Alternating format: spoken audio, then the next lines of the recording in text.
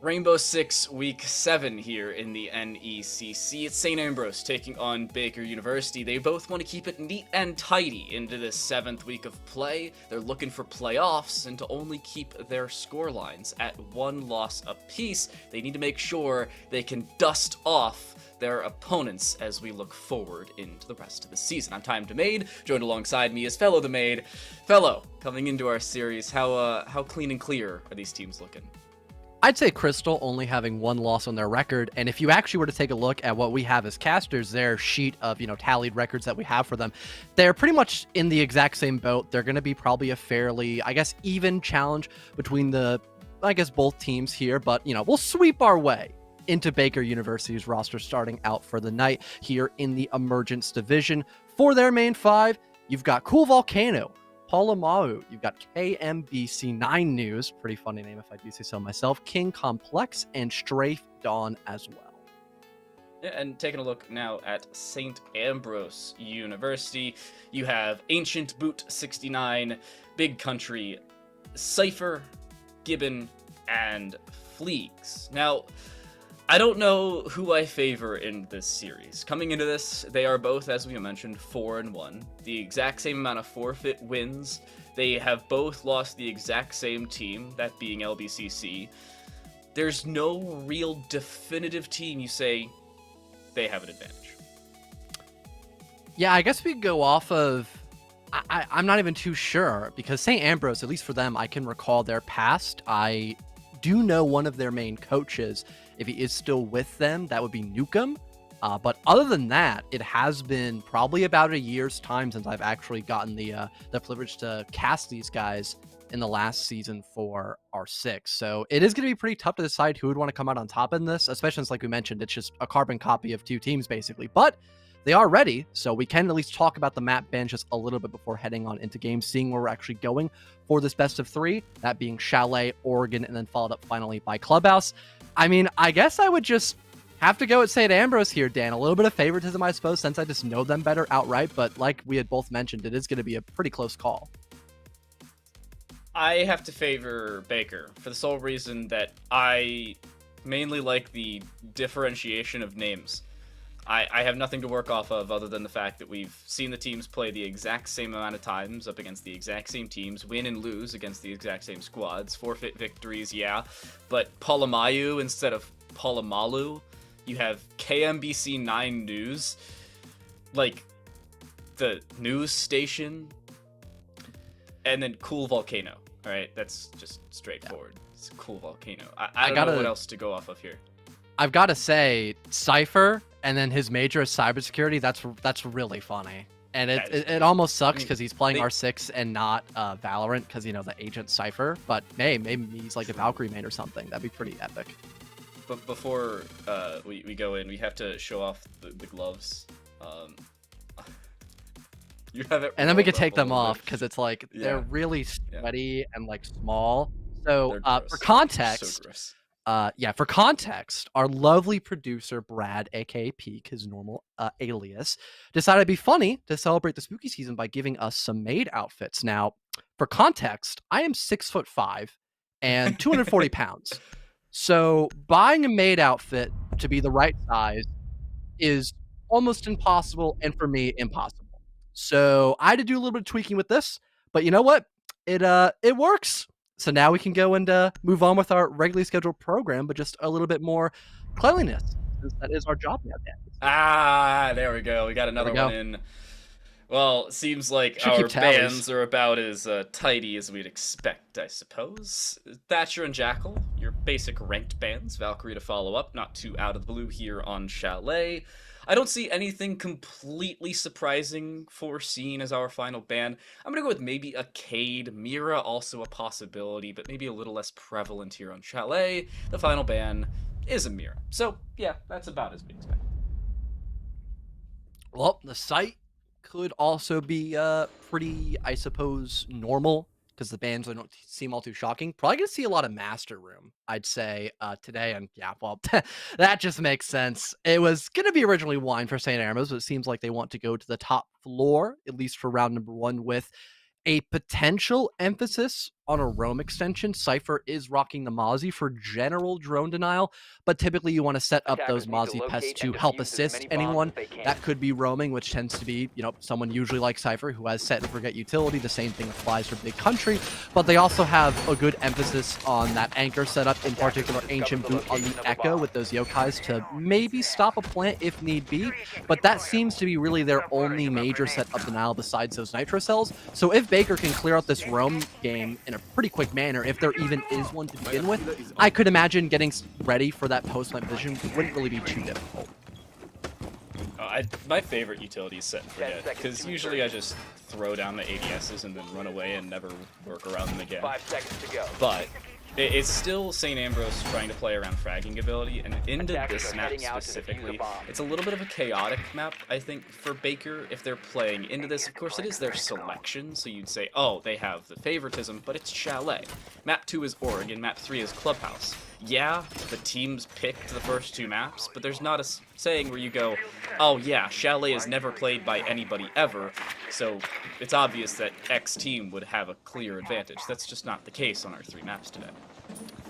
Well, you've got Cypher on that previously mentioned roam, with Baker actually repelling over on the solar side. If the Mozzie can hear that and has the info to stop it, he could maybe go for a run-up to maybe get some sort of opening pick. But as of right now, Baker, they are already knocking on the doorstep of the bomb site. More specifically, you've got Pola already potentially trying to work his way for that entry. The Selma charges deploy from that window, and Big Country just stuck in the bathtub, gets ripped to shreds, and that will be his final resting place. As already the Ash has made loads of ground. We also have Trojan now getting killed by the cutoff angle being wielded by King Complex on that upside down position. Baker, again, they've got so much map control, and now there really isn't much to stop them from getting that defuse down as St. Ambrose. They're just forced to play a retake in this 5-on-3. Oh, C4 from below, though. Cypher will find that even with the EE1D popped. The diffuser is put down for the time being. Strafe, you cannot plant in there. You will have to find a different safe avenue to do so. Cypher will try and play aggressive. I believe they have information to work off of. There's a Yokai above. Finding that stun, there's not an extra C4, at least not currently viable, in a good position. The spray through the floor will land. Not so much from the TCSG, however. Finish comes through, but it's a 1 versus 3 for Cypher, as they not only have to make it to the top floor, but ace clutch here in the first round. Already racking up 2 kills. It could be doable, but Baker, their utility, the flank watch potential, that slowing down capabilities as well with those track stingers might just be a little too much to handle for the lone Mozzie, as Volcano will now confirm that post-plant position that I thought to have gone down a little bit earlier and now is forced on the proper retake. Complex loses a good chunk of HP, but is still alive to gather information, but the Nomad simply had no idea about where the Mozzie was currently playing at. Finished off now by the pistol. Cypher trying to win back in this 1 versus 2, but Complex, he gets the heck out of dodge, enters outside of the building, and the Claymore placed by Bathroom from that Ash will be the final thing the Mozzie sees in round number 1, as Baker University already score a round win. That's the start they were looking for. This is their map selection. You'd expect them to want a lead, and they will find it. Most importantly, coming into this round as well, they do so in a fairly clean fashion. The only spot you say they did not have an obvious advantage is the fact that A, they didn't clear out those yokais quickly enough, even with the sound cue and the fact that they are no longer cloakable. They don't go transparent to the ceiling when they lie on top. Also, they just don't account for the Mozzie below twice over. Yeah, finding a first kill, but how do you expect the fact that the Mozzie was able to find that first kill? There's no sound cues that go through the floor when you're playing a diffuser. It has to be a yellow ping. You A, don't deal with that information, of which then was able to find the stun and then lead to your demise, but you also just didn't go to the bottom floor and clear out Cypher, who was able to find a second kill, albeit not really round-defining, but chaotic nonetheless. Well, Baker potentially opting to go for a bit of a, I suppose, simplistic approach to this round. You've got at least Strafe Dawn on the glass here, so maybe you'll have something a little more direct for this approach. Maybe just getting that back wall opened up once you have those K-Claws removed, and then just waltzing into the site. Only problem, sure, you've got the ability to look through those smokes with the thermal optic, but there are no smokes in your lineup. Instead, a plethora of stun, or at least stun utility with those flashes, and burn, more specifically, yet you don't really need it because you have secondary EMP. So the small pieces of utility that Baker have really aren't going to help accomplish getting that post plant position down, more or less just getting an entryway into the bomb site. And I think once they realize that, they might need to change up their plan A or just fully commit to something that isn't going to work out as well as intended. You can never have that full prep. There's no way they just... Huh? They just put the Electroclaw in the middle of the floor?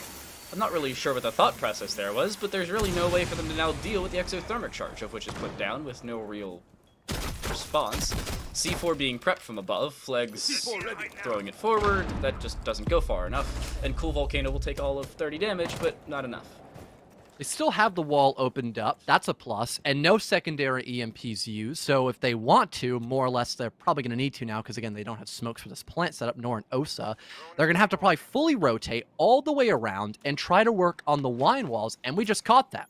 Thank you, Unnamed. You've got the drones coming up by Baker, making sure there is no roam presence. And with there being a barricade on the main hall or the back hallway door, they can just get in through trench to boiler, lickety split, no challenges whatsoever. The only concern that Baker might have as of right now could be either someone challenging them from these opened up walls or potentially Cypher hitting a flank, which did work out last round, but not to the extent of still winning the round outright, since he needed that ace.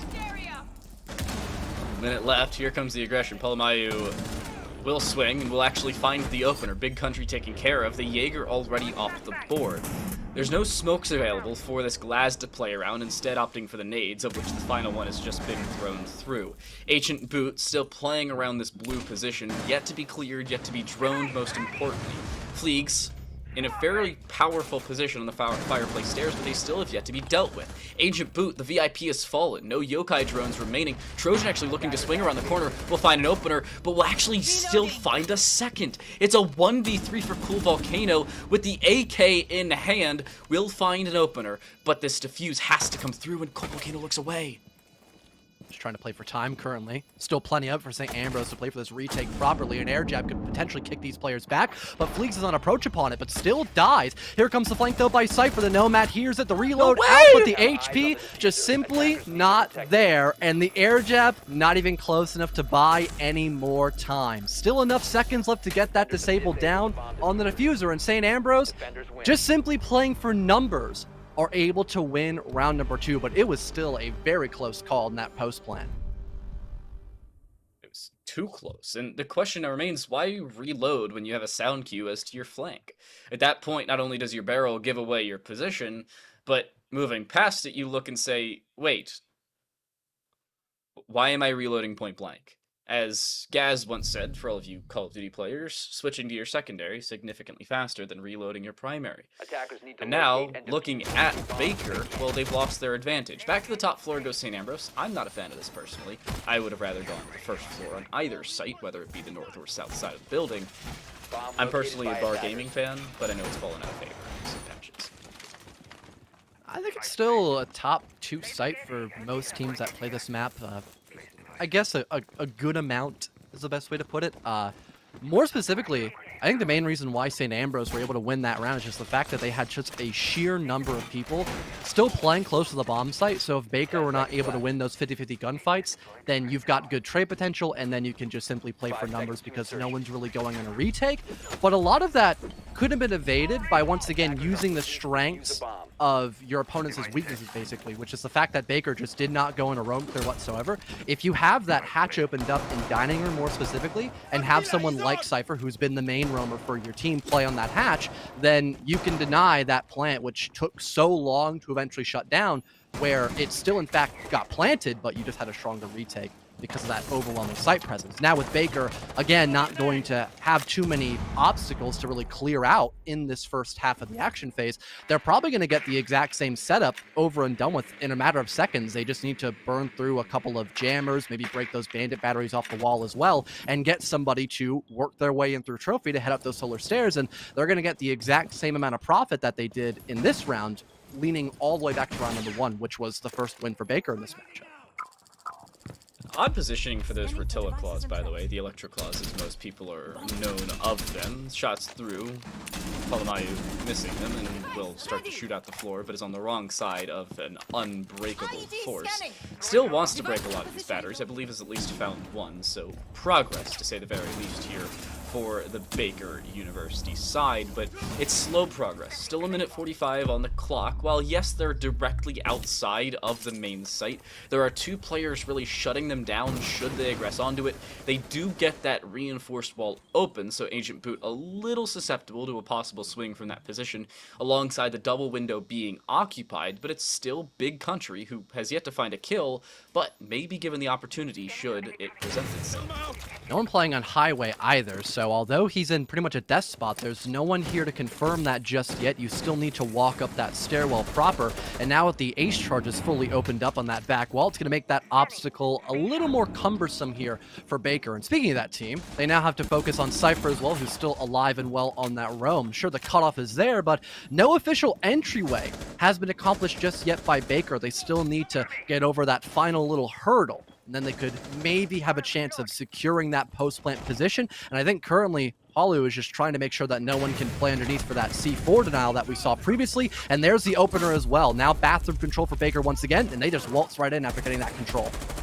That may very well be the round. I know it's a 5 versus 4, but with the diffuser being planted and completely unrestricted, it's Cool Volcano swinging around. They find a down at a Trojan, but most importantly, not the kill. KMBC9 will be able to find that return, and the Kaid is finished off. So at a bare minimum, it's still the man advantage here for Baker. Fleegs almost takes it away and does indeed, dropping King Complex, but they themselves are down to low HP. Strafe on top of these Solarium stairs, low and actually being flanked with Palomayu there for the assist, but Palomayu doesn't hear Ancient as they drop away. It's a double. They find it down. It's a 1 versus 1. Fleegs trying to hop on the defuse, will have to bring out that kit, and as they bring it out, they can be shot from below. Palomayu sees them for the time being. Very little time remaining. Perfect play around the IQ. There's just not enough time. This is so well put together from the German attacker. And Baker win their second on the top floor alone. Impressive play by the IQ more specifically. Altogether, for the player of Palomayo, he's been doing relatively well, not only in the entry department, but just overall working those kills to make that space and just give that, I suppose, a relative setback of ease for the rest of Baker to do the rest of their jobs. We saw how effective Baker were getting the back wall opened up once again and just setting up for that regular execute, getting into the bomb site, working that one pick, confirming a post plant since they had somebody watching underneath that C4 denial, which again, with a lack of smoke and even the echo being placed in a proper position, that was the only real denial that St. Ambrose had for that post plant potential. And interestingly enough, they're opting to go back to the same site despite losing this objective room now 2 times, not in a row, but just 2 times period. Not even opting to go dining room, which can be defended a very similar way to what you see by Master, except you're just extending up into Master room as just an extra objective position to hold, not the actual bomb site itself. And Barn Gaming, which is considered by many to be one of the, if not the best site for this map. So a little interesting by St. Ambrose. I am a personal avid fan of both the first 4 sites. Top and bottom are my least favorite to play. Not in that order. I think bottom floor is my least favorite, top floor my second least favorite.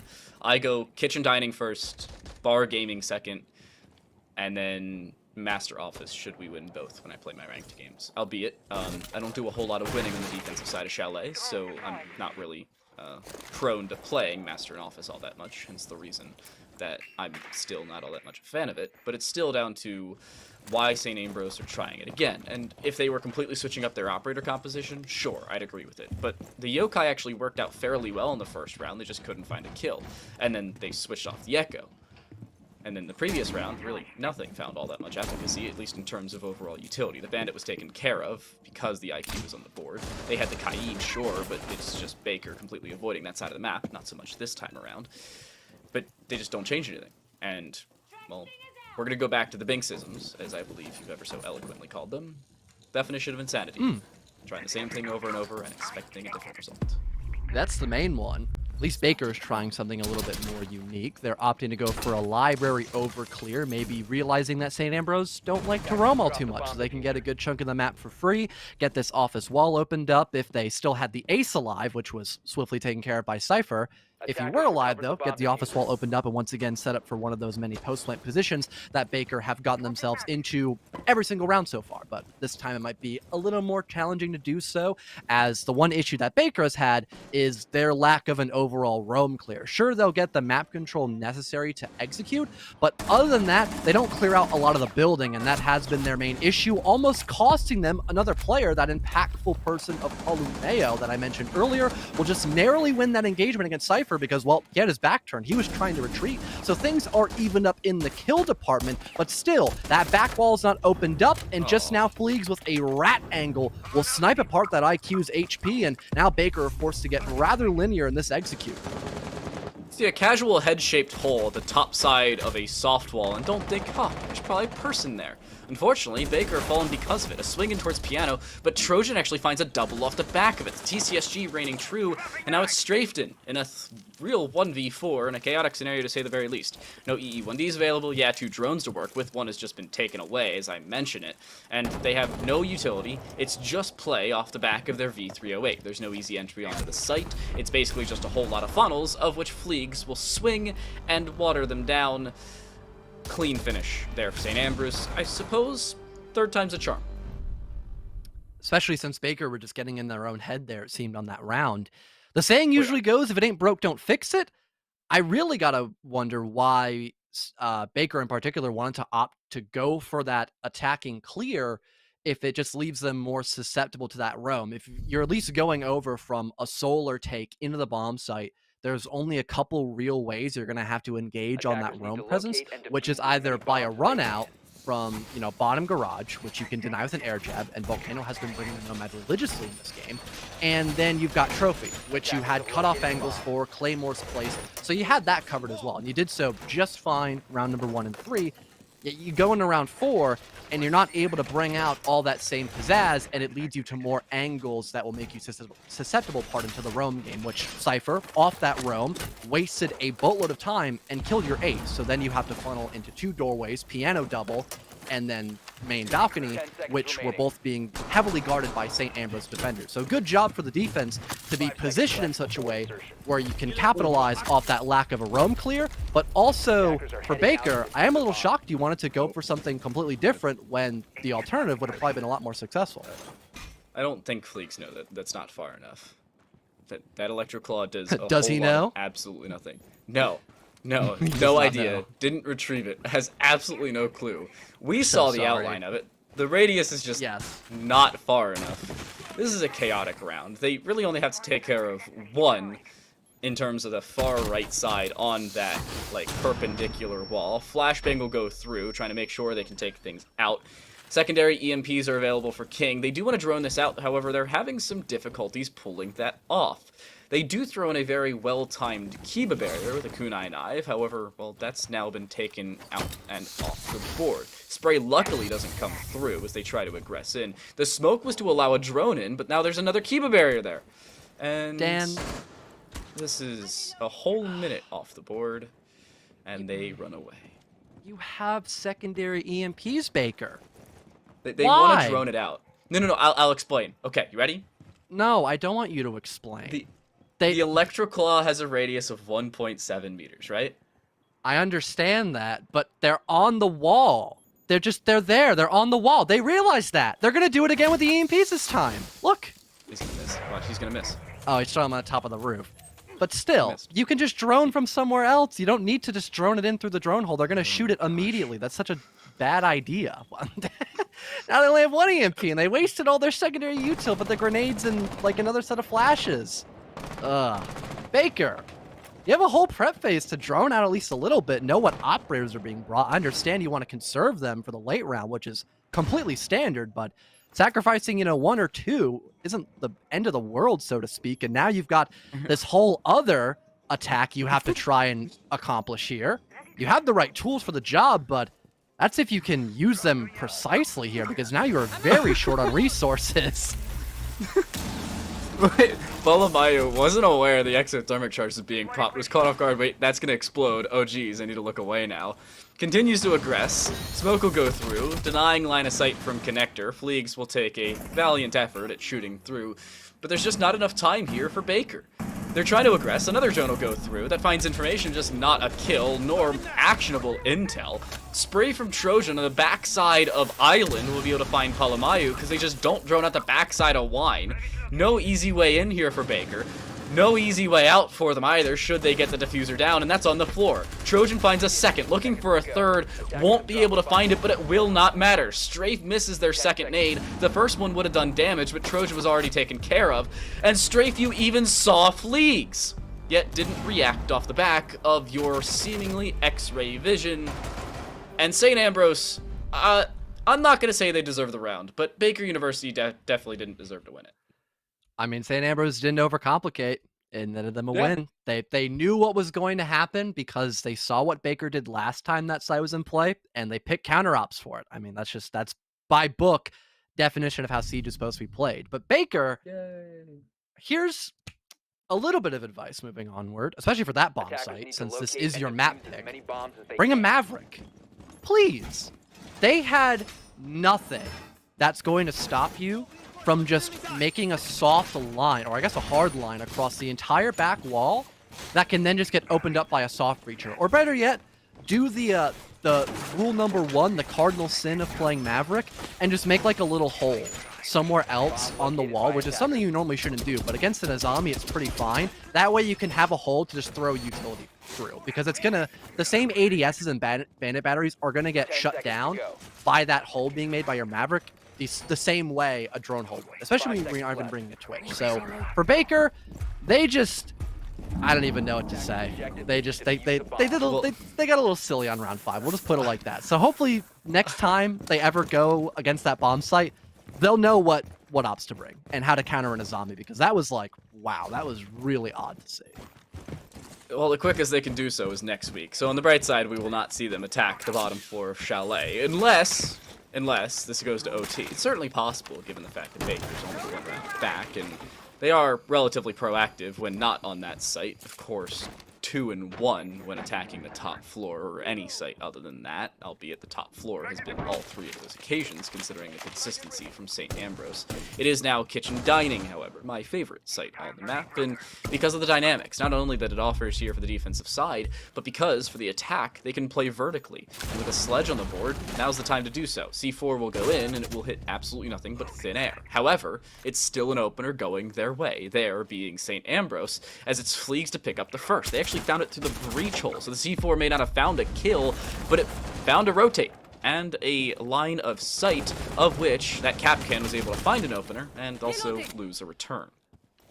Still able to kill the vertical player on a bomb site that can be pretty make or break if you have that vertical or not, is still a good kill for the Capcan, and maybe those EDD traps could find something else later in the round. Trojan with a well-timed C4 will detonate it on at least 1 player. Strafe watching the flank is good in the response, so Cypher gets taken care of.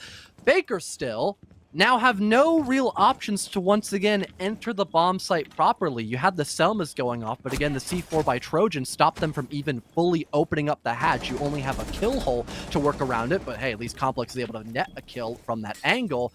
Still though, again, no hard breach, so you have to funnel either down through dining doorway near 45 to call up for that, or you have to go in through trophy. Again, very limited options here for Baker. If they were to win this round, it'd be solely off the fact they have the man advantage and nothing else really, because they are very strict on what they can do in these next 50 seconds. The main benefit for them is that there's a lack of defensive utility that remains. A lot of it is place and forget, send and forget, whatever you please.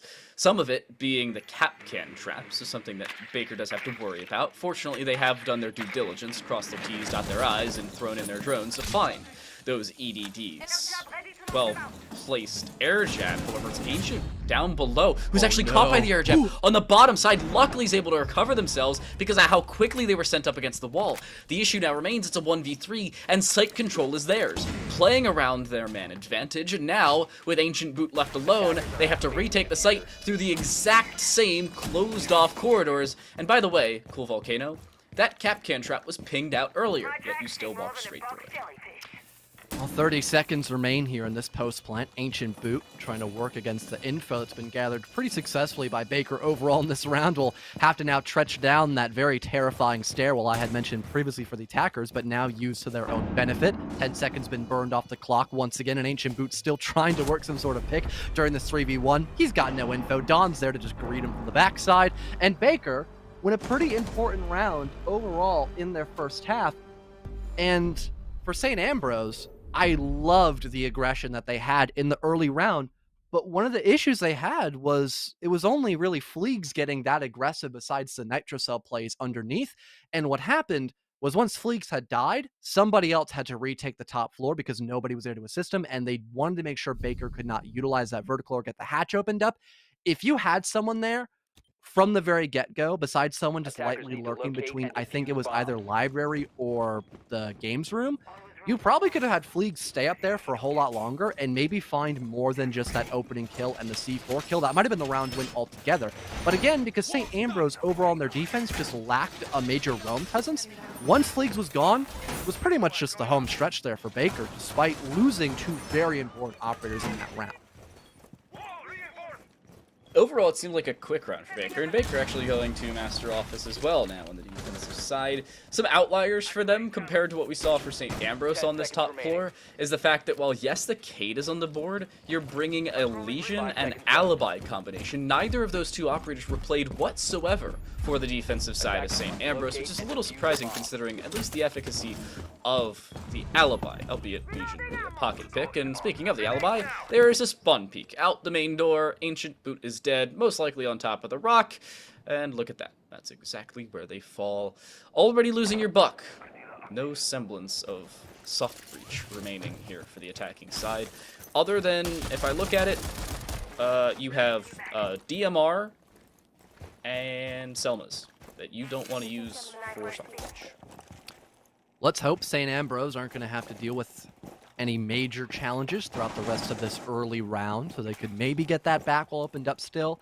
I think out of all the operators they were to lose on this round, Ancient Boot would probably be the best case scenario for them, since there is a little bit of vertical you can do on this bomb site, but not a lot to be overwhelming. But losing your cutoff player, that's a bit upsetting. You've got Complex just simply ignoring the Blackbeard shield, so it seems, rips right through that Saran wrap and nets himself a kill on this round as well to go even better up for round number 7. Baker in the 5-on-3 lead, and St. Ambrose still worried if there is a potential roam source down below. So they're not even going to try to work their way in through Mezzanine besides Trojan, who will be leading that front, waiting for the ace to get in the right position to get that back wall opened up. So a lot of time being spent just preparing to get the wall opened up, not even opening it up to begin with.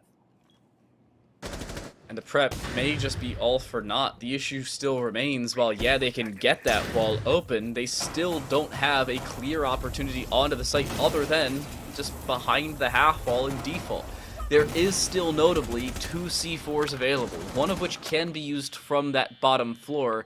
I think I saw an outline down there. It has now backed away, so no real C4 probability from below. But there's still cool Volcano around Piano. There's a rotate for them to throw one in should they need to, but they can honestly probably just shoot through that with the AUG in hand. I don't know how much more definitive a round this could be for Baker. Already big country low, Cypher taking a little bit of damage, not the end of the world for them, but it's just a funnel. 2 real ways in, and neither of them beneficial for St. Ambrose. Not much left to really do here. 45 seconds on the timer. Baker's still just sitting a bit farther back, waiting for St. Ambrose to make that first move. Really the textbook definition of what you're supposed to do as a defender, really. Some info trying to be gathered here last second by St. Ambrose to understand probably the weakest point that the defenders can probably hold. There's Paulo once again scoring another kill for himself on that Alibi, and Cypher trying to work off that information, needs to win this gunfight against the player stacked up by Piano. But there's Paulo Mayo once again on the round, scoring 3 for himself.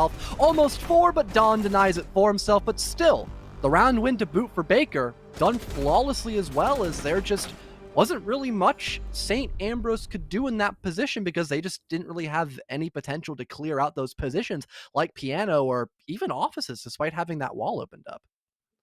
And the most critical part of that round for St. Ambrose is, while yeah, you lose Ancient Boot right off the bat, they basically just collapsed off of that. playing with that man disadvantage is not the easiest thing in the world, but when you continue to just slow yourself down, you take too long to open up a rotate in, and then you don't play off of a second line of sight, albeit, yeah, they were playing in a 3v5, so throwing one person elsewhere puts you in a 2v5 should that person die, and it is most likely to happen considering Fleegs had already done so on the double window, especially with the Blackbeard shield that really kept them alive for 3 or 4 extra shots that would have been headshots. It's still a chaotic round, and Baker, off the back of it, will now go to my second favorite team. It's bar gaming, the first time we've seen it thus far in this map. Probably the only if Baker have anything to say about it, because they'd like to win 7-3 here, and should they do so, they will not even have an opportunity to play bar gaming once more. St. Ambrose, interested to see how they attack this bomb site. I think they were probably expecting wine based off this comp, because you could probably get the wall opened up with fuse, maybe a hatch if you want to, play vertical above, use cluster charges to force out the anchor game, and use the Candelas to execute on a very scared defensive lineup that's now being, ran around like they're chickens with their heads cut off. But now they've got to go against this clear on the top floor, which could still work out for them. They've got plenty of burn with those flashes by Fleegs and also the Nomad. You still have those Candelas for, actual good space-making abilities. And, again, cluster charges to force back the defense if they're on an anchor game. But I don't know how well St. Ambrose could maybe clear out someone like Cool Volcano, for example. Sure, he's got no utility by the back of Mezzanine, but normally you need somebody holding a cutoff angle by top main balcony as well to really get that kill on the Kaid, or at least just, completely get the top 40 yourself. And right now, St. Ambrose, they are just solely focusing on this library position. But again, that lack of utility will net Ancient Boot the opening kill. So at least good aim will do something well for St. Ambrose as they now properly get library. And there is really nothing else to stop that control, Dan. It's quick for St. Ambrose, and the issue that now remains here for Baker is vertical control. Fleegs takes a little bit of damage, albeit not detrimental to their health, considering they had already stimmed themselves up with that nano boost. Not nano boost. What's the adrenal surge? That's what it is. I've been playing way too much Overwatch lately. Don't mind me. Happens. Kind of an anime. Trojan nade through. I don't think that landed where they wanted it to. And, how did that land there?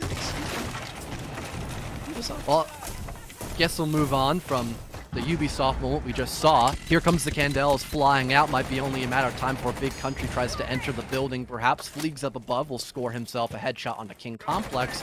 And now you've got St. Ambrose with that man advantage and still a plethora of utility to hop into the bomb site safely and maybe get that plant down. Even having the hatch opened up above as well, so Ancient Boot can have even better coverage for his planter if they eventually enter into the building, and Big Country just getting ready to do so in a matter of seconds, really. Just waiting on the perfect moment to strike. There goes KMBC 9 News onto Trojan. There is some sort of response here by Baker. But that's been the only successful lineup they've gotten so far. You still have the rest of the offense really knocking in and trying to enter in through both the B and A objective room and just hoping they can work some sort of gunfight. Here's Fleegs in the response, connects one kill into Polomeo, and now you've got only Dawn left alive in this 1 versus 4, now turned to 1-on-3. He's able to shut down Fleegs, but Ancient Boot, starting out strong in the opener, will end so just as strong, netting the last kill of this round, and Baker not able to go up in a 5th round just yet. St. Ambrose ties back.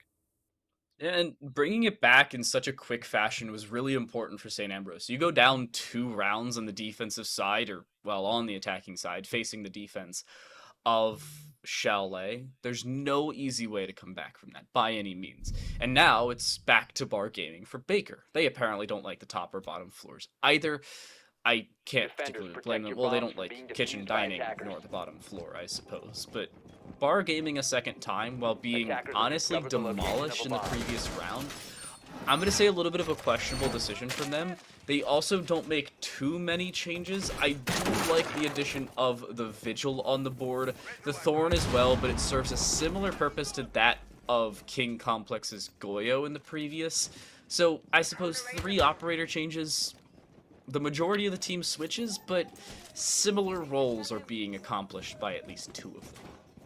And the big reason how St. Ambrose were able to clear out that top floor so fluidly was there was only one person stopping them, and that was it. There was no utility, there were no ADSs, no shields, no extra defender to back them up, just Volcano for an entire floor. That alone sounds jarring. Watching it happen and just being punished by St. Ambrose is it's a whole nother experience. Out of this world. Some would say out of body even at that too. And it's the same thing. I thought with the shield and ADSs and Kibas that they'd be like, okay, let's kind of roam up top a little bit more and extend near that library position. No. Now they're on a full roam, but they're still giving up library basically for free. There's no vertical. The hatch isn't opened up, so they can't play off that. They have it reinforced instead, which is a really big no-no because it just gives you less angles to deny the attackers of getting that top floor control. So unless Baker can just frag out of their minds with the Cade and Vigil combination, it's probably going to be another very simplistic round for St. Ambrose because they really made mincemeat out of Baker the last time they defended this bomb site. Baker do make changes, albeit a few small ones, but enough small ones to make it a majority switch for the defense. This would be the time for them to pull it off. You see Palomayu just backing away a little bit, not wanting to over-aggress here as the Vigil. Thorn will pop around the main window, but Ancient Boot has no real easy way to deal with this Electroclaw. Two of them actually are on that hatch. I saw both of them put down and was initially confused, but honestly it's a very good delaying tactic that St. Ambrose now have to deal with from two different points of view as well. There's no simple way for them to do so. They have to throw a drone in, and even if that lands, you have to find a second. Aggression now for Palomayu as they drop away and drop in towards that gaming side, but still can do damage in a little bit of a situation that could cost them later on, and they will back away, understandable. I mean, the defense have no hatch to play off of. Just hit the bomb site. There's nothing to stop you when you get enough control. There's two picks for St. Ambrose just playing outside in the big window. Get somebody to push out stock control or you smokes. Exactly, St. Ambrose. They get it. They understand the weaknesses. They're going to hop right in, try to get that plant down, and Baker, they can't do anything about it. There's plenty of coverage. There's Paulo with the spray down. It connects before you've got the Osa to cross, but it really doesn't matter all too much. You still have the Candelas, the Vigil fully blind. Here comes a swing by Big Country, but he's shooting at the ceiling. Can't connect on the Vigil just yet. And so far, Paulo's doing a good job playing keep away, but Fleegs will shoot him in the back, leaving just Dawn left in the middle of stock, having to win this 1v3. Deja vu as we saw that in round 8, and we'll see it once again in round number 9. And I am incredibly glad St. Ambrose once again punished Baker for their mistakes in the prep phase, and I'm hoping the defense goes somewhere else. They will, and ironically Thankfully. Down to wine cellar. What? Okay. So, I'm going to question why on this round. And the main reason is because the only round that Baker have won on this second half is the top floor, Master Office. And they won it fairly cleanly, if I do say so myself. Helped with a little bit off the back of Palomayu picking up an opening kill right off the spawn peak onto Ancient Boot, who again was playing on that buff. But the question remains, why not go back to a site you've already successfully completed and at least lock that in, rather than going to what is unknown? I will take known variables over unknown variables every day of the week. I, personally, am not a fan of algebra by any means, and hate solving for x, so when you've already solved for y, why would you try and solve 10 seconds to insertion. Because it's still an XYZ equation. You have to win 3 rounds to get 7, so might as well try all the other variables to see if your educated guess works. That's why you suck at math. So, I do suck at math, it's not good. you know what? Pre-calc was a pain in high school, and that crushed all my dreams of becoming an engineer because it was a lot of graphs, and I don't like graphs. So, I feel you there. Anyways, Baker don't seem to be fans of at least bar and gaming. Maybe wine will suit their taste a little bit more. Pun may be intended if you are 21 or older, perhaps. St. Ambrose, so far trying to, at the very least, get this back wall opened up heading into Snowmobile. They've got the asphyxiating bolts to keep away that Kaid, but he could just sit farther back and still throw out his Electro Claws, but I believe they both just got destroyed. So, no more denial left for the wall. It gets opened up pretty instantaneously by St. Ambrose, and they have smokes for the glass, so he could cover a post-plant position while Big Country just kind of waltzes in the bomb site and will try to, again, put themselves in that previously mentioned post-plant position. Trojan, if he can throw down one more smoke, I mean, that is just simply put it wraps, unless Volcano could maybe toss out a C4 far enough, but he's got a pretty big distance to gap. The issue also remains they've yet to clear out Palomayu on this fireplace stairway. While yes, you can watch the long angle around towards connector, fireplace maybe not so easy as they can swing clean and clear of that line of sight for the glass. The opener still goes the way of St. Ambrose. Complex is taken care of. But Cool Volcano's still alive. They've yet to even try to get this diffuser onto the site, and it's a game of hurry up and wait here for St. Ambrose. They've hurried up, they've opened up that main wall. Cypher looks away at the worst possible time, almost certainly would have gotten the kill there. Palomayu and now Cypher trading. The nade goes in, and will actually find the kill. Seemingly not cooked enough, but medium rare, I suppose, is just right. Oh, and there's Ancient Boot, perfectly timed over by Mudroom. So far, the coordination has been relatively well done by St. Ambrose, as it's just only the connector player, and I would assume someone either by Wine or in blue to maybe stop this post-plant position. Dawn just... I don't even know where he is currently. Might be trying to hit a flank. No, he was in Wine, right next to the Kaid, matter of fact, as well. You've got the Execute finally going down. There's one SMG kill by Fleegs, leaving only Dawn in, you guessed it, another 1vX position, trying to salvage the round. For the rest of Baker, as St. Ambrose now will punch their ticket for that post-plant position, and most likely match point as well for their opponent's pick, I believe it to be, of Chalet. Yep. So things really looking fantastic now for the offensive side as Dawn. I mean, sure, you could be a little mad that he's not doing anything right now in this round, but what can he do? He's in a 1v4 post-plant. There's people sitting outside, mother henning over that diffuser, so there really wasn't much he could do to begin with. And Baker University will take now a third round loss in a row in their second half. And the chaotic part, most importantly there for St. Ambrose, is they just did not even give Dawn the time of day, much less a way back into that clutch. There wasn't any overswinging. You saw blue occupied. They were about to aggress into Wine, but then, well, decided a little bit better of it and just backed back up into the blue 90 corner. There was no need for over-aggression there from St. Ambrose. I was talking about them taking a little bit too long in that breach after opening it up. Instead of trying to aggress as a team through the breach right off the bat, instead they gave themselves the option of going through and then picked different opportunities of aggression. You saw the nade kill from the Cypher around that main stair position, the fireplace nade straight onto Palomayu, dropping them off the board. A very clean kill as they continued to aggress by Big Country as they were able to drop the Malusic sitting on those main stairs. Actually, I believe it was King Complex on the Lamai, no, it was the Malusi of KMBC 9 News, my apologies, on those blue stairs. And instead of basically giving Baker a giant telegram and sign saying, hey, we're pushing in from this direction, they played a game of misdirection, and it worked out for them. Baker now opting to reattempt Wine. Definitely not one of the better calls, unless they were to completely change up how they defend the map as a whole, which it seems like at least KMBC 9 News will attempt. He's on a bit of a roam near Games Room, but so far to no avail on anything as of right now. Osa shield deployed by the top window right above the double wall. Haven't seen that ever, but it might be used just to have more info without being too exposed from anyone rotating near top fireplace. And the rest of St. Ambrose, I think they're still trying to focus on getting this back wall opened up. There goes an explosive charge by the Kali rifle, and there is nothing to stop that because the bandit battery goes off too late, it seems. And I'm a little shocked that they didn't have a K-Claw for the top area of main to just simply deny the Lance from doing anything in that round. I'm not really sure what the call was there for Baker. They were well aware of the fact there was a Kali in the previous round. The Cade Claw was quickly dealt with, and Trojan is already on the site and seemingly clean and clear of any aggression back. There's 2 C4s available here for the defensive side, neither of which are really being utilized. I don't know why Big Country's trying to jostle for position with their teammate behind that Talon shield. They should be meleeing it and now planting behind, of which they will try to do so. A goo mine will go in, but that's not going to do a dang thing.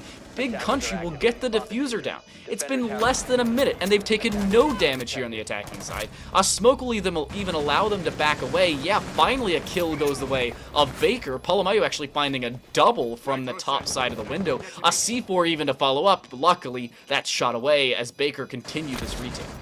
Well, you've got Fleegs finally good with that sniper rifle, down for 2 separate players. What a shot by Fleegs, now racking up 3 kills in this round. Someone watch this man. He finally falls by the hand of Ptolemaeu, but there's still not enough time for Baker unless they just now stick this defuse. But there's a shot in the background by Trojan, a quick headshot, and Volcano! What are you doing? From the top ropes, he gets blown off of him. A quadra kill from the grave by Fleegs, and St. Ambrose swiftly take away map 1 just by having a better attacking half, simply put it. I don't know what in the world that attempted retake was. I mean, yeah, Ptolemaeu aggressing, finds 2 opening kills, well done. Drops back to the site, tries to find a follow-up, and dies from the opposing angle. But after that, you see Cool Volcano on the Solarium windows as Cade. Now, I'm no expert, but that is A, on the opposing side of the map, and B, 2 floors away. X was here, Z was here, the slope was too damn long. That's just unfortunate by Baker. I don't know really how to put it. They didn't really bring out they need to clean up their defensive play. No, they didn't. So overall, they didn't really have a lot of the right operators for any site. So you look, I guess we can look all the way back on, I suppose, their barroom defenses. They had the hatch reinforced both times. Now, I mentioned the verticality of using that hatch to stop anyone from entering in the library, but also it goes around the other way of if you're still up above in library, you can stop somebody from entering in through games room from that double window and stop them from planting, because that half wall, sure, it blocks somebody from stock. It does not deny somebody from killing you up above while sticking that defuse in default. So with the offense realizing, hey, we've got library control, but no one can retake it properly to stop a plant, let's just forget about the top floor and just hit the first floor as much as we can. They did that. People walked down blue stairs, they went into mudroom, they were entering from big window, and besides Ptolemaeu going crazy in the kill feed, there was really no denial in that round for the defense, and they just did it again. The exact same thing. There was basically no change but a roam game across the map that didn't do much. And then you look at that round, it was the same attack both times for St. Ambrose, and you would think on the second attempt of Wind, you maybe bring like a warden or something for the smoke denial. Nope. Not even a second thought goes in their mind about that. Just minute stuff that don't really seem bad on paper. It went a long way for St. Ambrose to do so much better on their attacking half than their opponents. And not only that, but it was the consistency from St. Ambrose on their attack. It was a 3-3 split in the first half. Second half was 4-1. The only site they lost was Master and Office, and while, yeah, it was off the back of a spawn peak, they figured out what went wrong. They didn't play around their own aggression. They didn't give themselves multiple avenues of attack early enough in the round to really throw off that Baker defense. And then in the following 4 rounds they did. Bar Gaming specifically, not only did they play around library when that hatch was reinforced, they didn't use it as much as you usually see because they also didn't have to clear out as much as you usually see. Yeah. It was St. Ambrose making switches when required and Baker having no response consistently. That's why the second half was so definitively in St. Ambrose way. We'll see if the second map is as well as we move to Oregon and head to a break.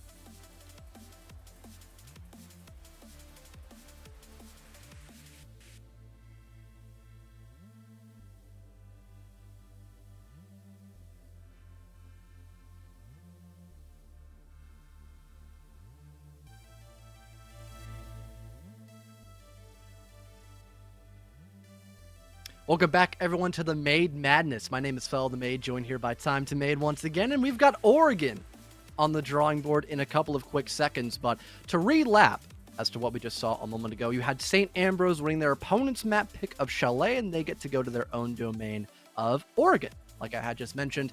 And the way that they won was just simply outclassing their opponents, really. Everything that Baker had brought to the table on their defensive side was just countered by St. Ambrose's picks. It was really nothing extra to that more specifically. So we'll muscle up, get ready for map number 2. And although Dan's got the better detail, I just have the bigger mass overall. So makes for a fun dynamic, I'd have to say.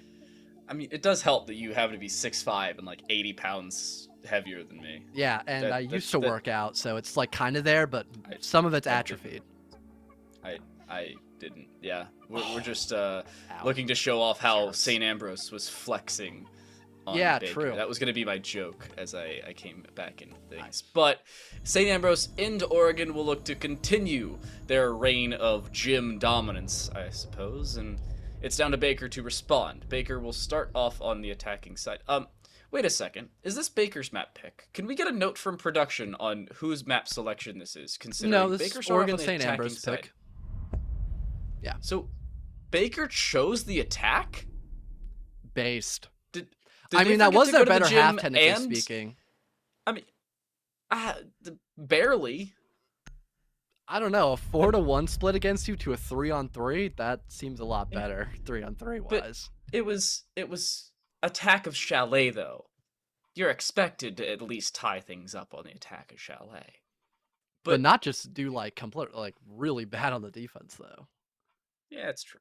That's fair. Yeah. There's always each side of a story, I guess you could say. So I guess we can go over the story now in Oregon with basically the same bands. It would be the exact same if we have a Mira, which will... we will be.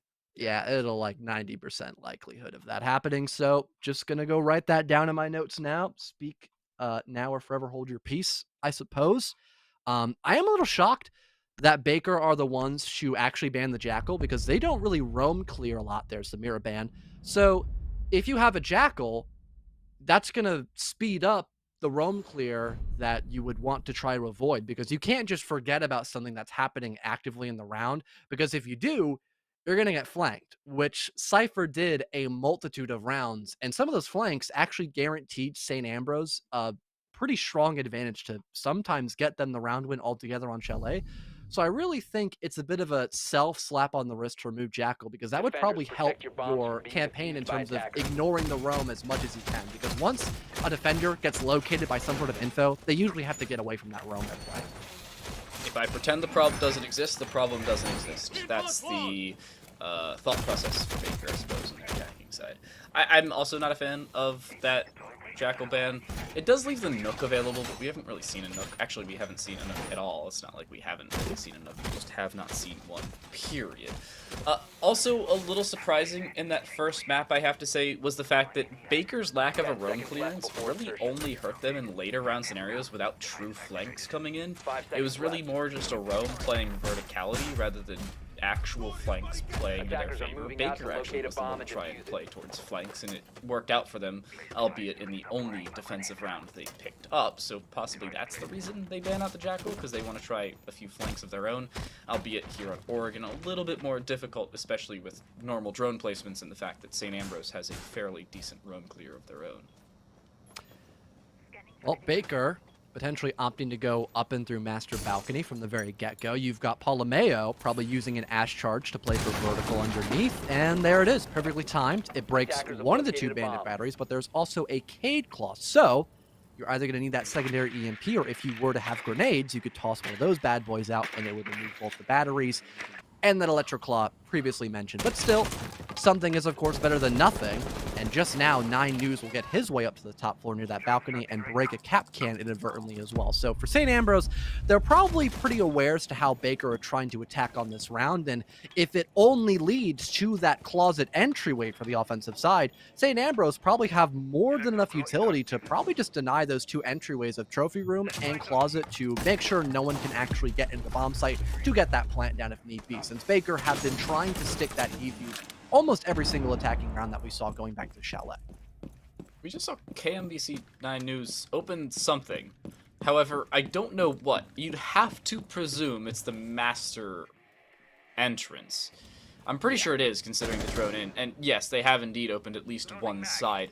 I believe that Cade Claw that was down was inside the bookshelf in Master. That's where I throw out my ranked games, and it's easy to snuff out if you have a drone put down. So, now that that's been taken care of, KMBC 9 News will also be able to enter on towards the site. There's the bookshelf, by the way. You can see the little left side opened up.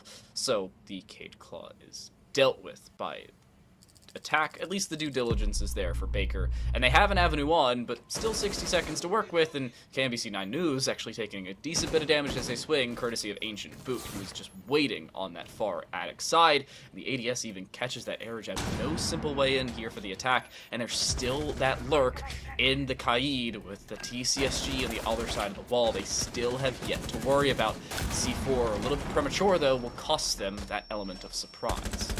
30 seconds left. There goes the swing by Big Country to no avail, though. There's the secondary C4 to follow up. It actually nets a kill onto the previously damaged Thermite, so the case is currently dropped cold on the ground. And we saw from Polomeo over by Big Window, but there isn't really much you can accomplish from that position except, wow, get your head rattled off your shoulders. What a pixel angle by Fleeks to get that Ash off the board, and here comes the swing now by Volcano. C4 to greet him, but they evade it, now jumping up on the bed and moving back to that hard breach once again, looking to maybe get this tag team in full effect with the help of Dawn, but he's rattled on by Ancient Boot, now scoring a second one with that SMG. St. Ambrose swiftly denied the entryway by the attack, and it is almost like I said that during the actual round itself, of if there is no way to change that attacking clear by Baker, they're probably going to lose, and the only thing they changed was having Polomeo on Big Window, but for a master attack such as that, it really doesn't help all too much most of the time.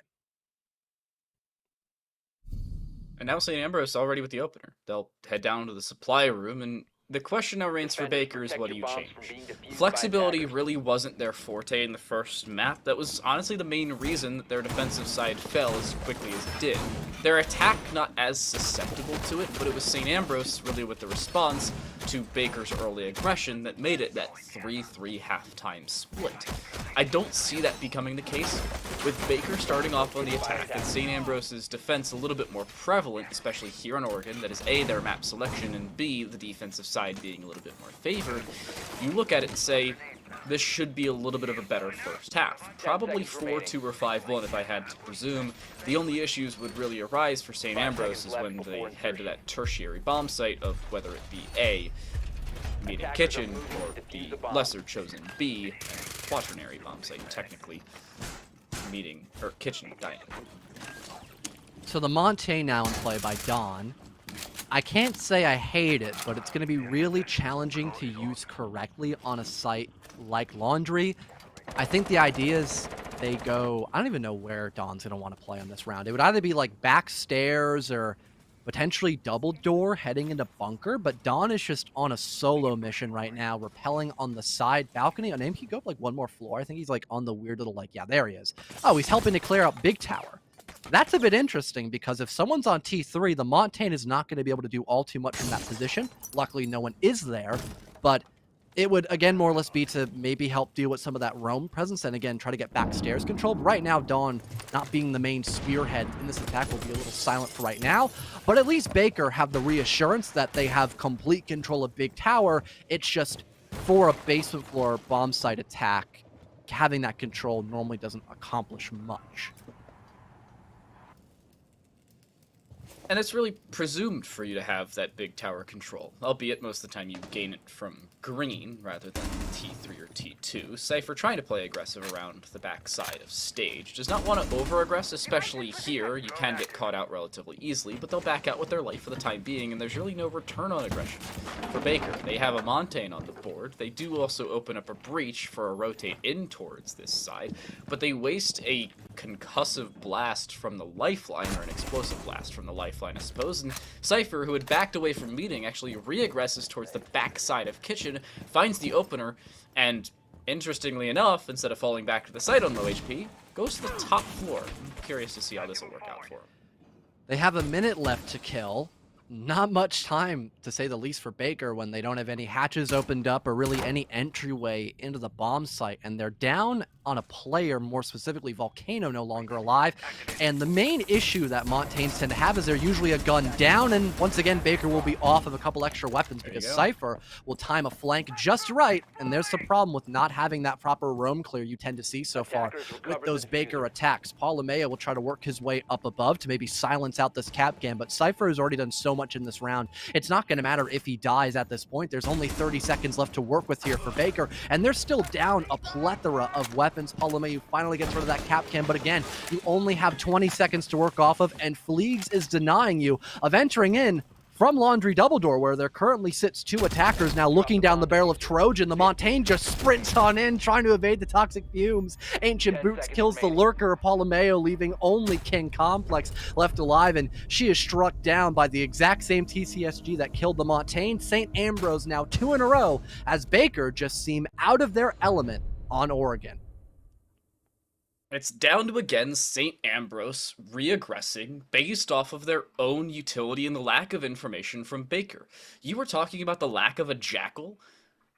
Jackal would have been the perfect operator selection in that round. Oh, you want to try and find out where the heck the Capcan just ran off to? You may think it's the bottom of Freezer Stairs. You'd be incorrect in that assumption. Oh, let's go scan out footprints and check the top floor. It's not the case. Baker ban out probably, well, their own perfect operator for the selection, and St. Ambrose are able to capitalize off of it. And now the question remains for Baker, what do you change? Again, you see a lion on the board here. Done. It's complex, courtesy of King Complex on the IQ. I like this decision. I was about to question it, but then I looked over and saw Ancient Boot on the Echo. So, I like it. Well, 10 seconds to go. Interested to see how St. Ambrose want to defend this tertiary bomb site. You mentioned this to be most likely the weakest bomb site for them.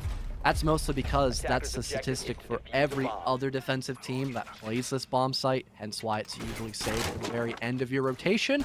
But St. Ambrose, are they like actually going to have someone play above and kind of extend a bit? That's a good sign. That's a huge bonus. Again, especially since Baker have not been a team that's all too strong with clearing out these roamers.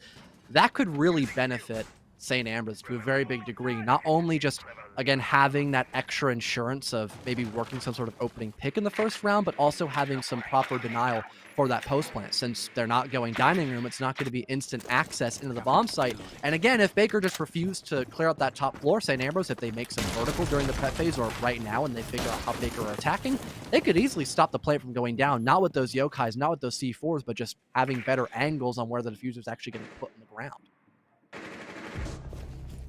Well, they find an opener. At a bare minimum, Trojan is off the board early. Not only is that the Kaid, so you lose that possible man advantage, or at least equalization, you also lose a possibility of a C4. The exothermic charge opening things up fairly early here for the attacking side gives them a quick avenue of attack. Ancient Boots Yokai's been seen, and in response they will try to have it back away, and will be successful in doing so. So at a bare minimum, the defense still keeps its utility, but Fleegs off-screen has actually been downed. I'm not particularly sure as to what. I have a sneaking feeling they fell to their death, considering there's nobody on that side of the map.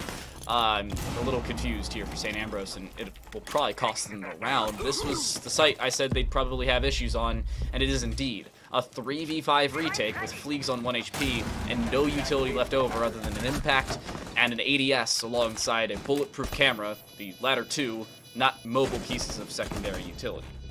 5v3 retake now turned to 5-on-2. Things even more dire for the defensive side as you've got KMBC 9 News just finding so much damage to the bomb site, and the flank down Z-Hall does not work out for Cypher trying to retake.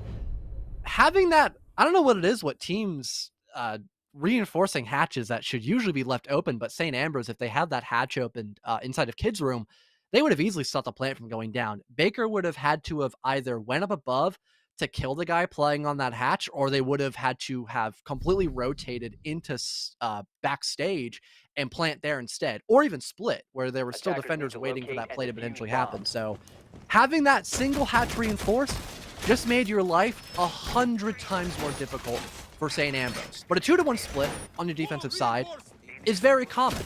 And we saw how well St. Ambrose can play after having just a common first half against their opponents. So if they just replicate a 4-2 split or go above and beyond and even win 5 rounds in the first half, they probably shouldn't be in too bad of a position, but still, food for thought, of course. Mentioned food. Nor thinking. I am hungry and stupid. 10 seconds to go. Yeah, we did talk about your arithmetic earlier that was not too successful. I'll have It to was note successful. It was just lazy. That's what it was. I didn't want to solve for Z. You were ever so due diligent, decided to do it for me. I do think Baker is still in this, but you really have to have them win one of the next 2 rounds. Whether it be here and pick up a fairly easy first round victory on this top floor and really return from St. Ambrose. Polomayo, by the way, has a Twitch drone in hand, which may actually be shot out if it's heard. I don't know if the headphones are on whatsoever for whoever's on top of that table.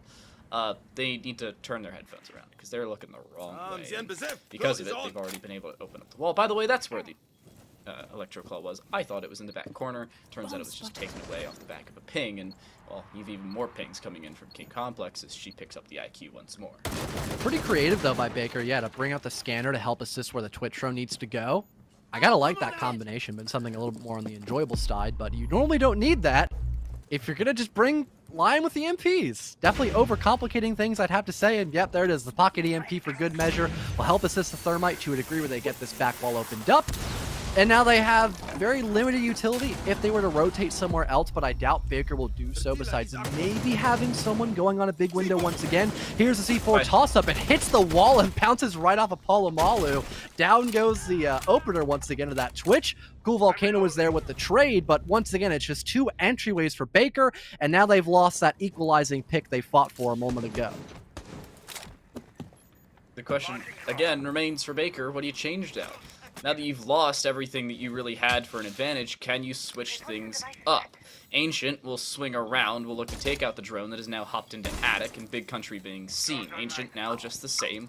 Needs to play a little bit safer with accordance to Trophy being occupied, but not just yet. Big Country still yet to be dealt with on the backside of Attic, can actually take out this aggression. Flashbang through won't land as they still try to push this Jaeger back, but they don't see where the Jaeger currently resides. They don't know it's on top of the Attic, and this is such a clean and clear angle for the Jaeger to play around. This is such a rat angle as well. They have absolutely no idea. Finally, Cool Volcano sees the tracers and will back away, but KMBC9 News apparently didn't get the memo and couldn't report it to the rest of their team. Big Country finds a double, and breaking at 9, it's a massacre in Trophy.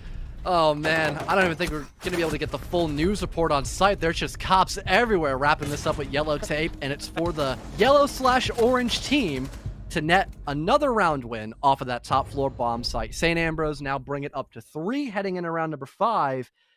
And yeah, that was just a flat out massacre. That's why you have some teams opt to go for an Addict and Master double take, is so no one can play an Addict for the late round or play near the Addict drop down, because both those areas can deny you of those 2 common entryways of Trophy Room and the closet wall that you just opened up. So not having, I guess, that foresight to employ that in your attack and clear, it made it a nightmare for Baker. I mean, we just saw Big Country sit in the same spot for a good 45 seconds, give or take, and net 2 kills, one of those 2 being the diffuser carrier. So yeah, there was really a point of no return for Baker since the case was left in no man's land and no one could even cover for that plant if need be. So yeah, that was just really unfortunate for Baker. St. Ambrose now opting to go back to the basement floor, and we almost saw a Nook in play by Paula, but it's going to be swapped now back to the Lion instead, unfortunately. So I have 2 questions. Number 1, why did they not know Big Country was on the higher side of Attic, the elevated part behind the bookshelf? And number 2, how did they not notice the tracers being shot at them? Because tracers aren't like a client-sided thing. It's not like a spectator difference. It's just straight up tracers. Also, Fleeg's trying a spawn peek may actually be able to find the opportunity, but tries to shoot a drone! Fleegs, no!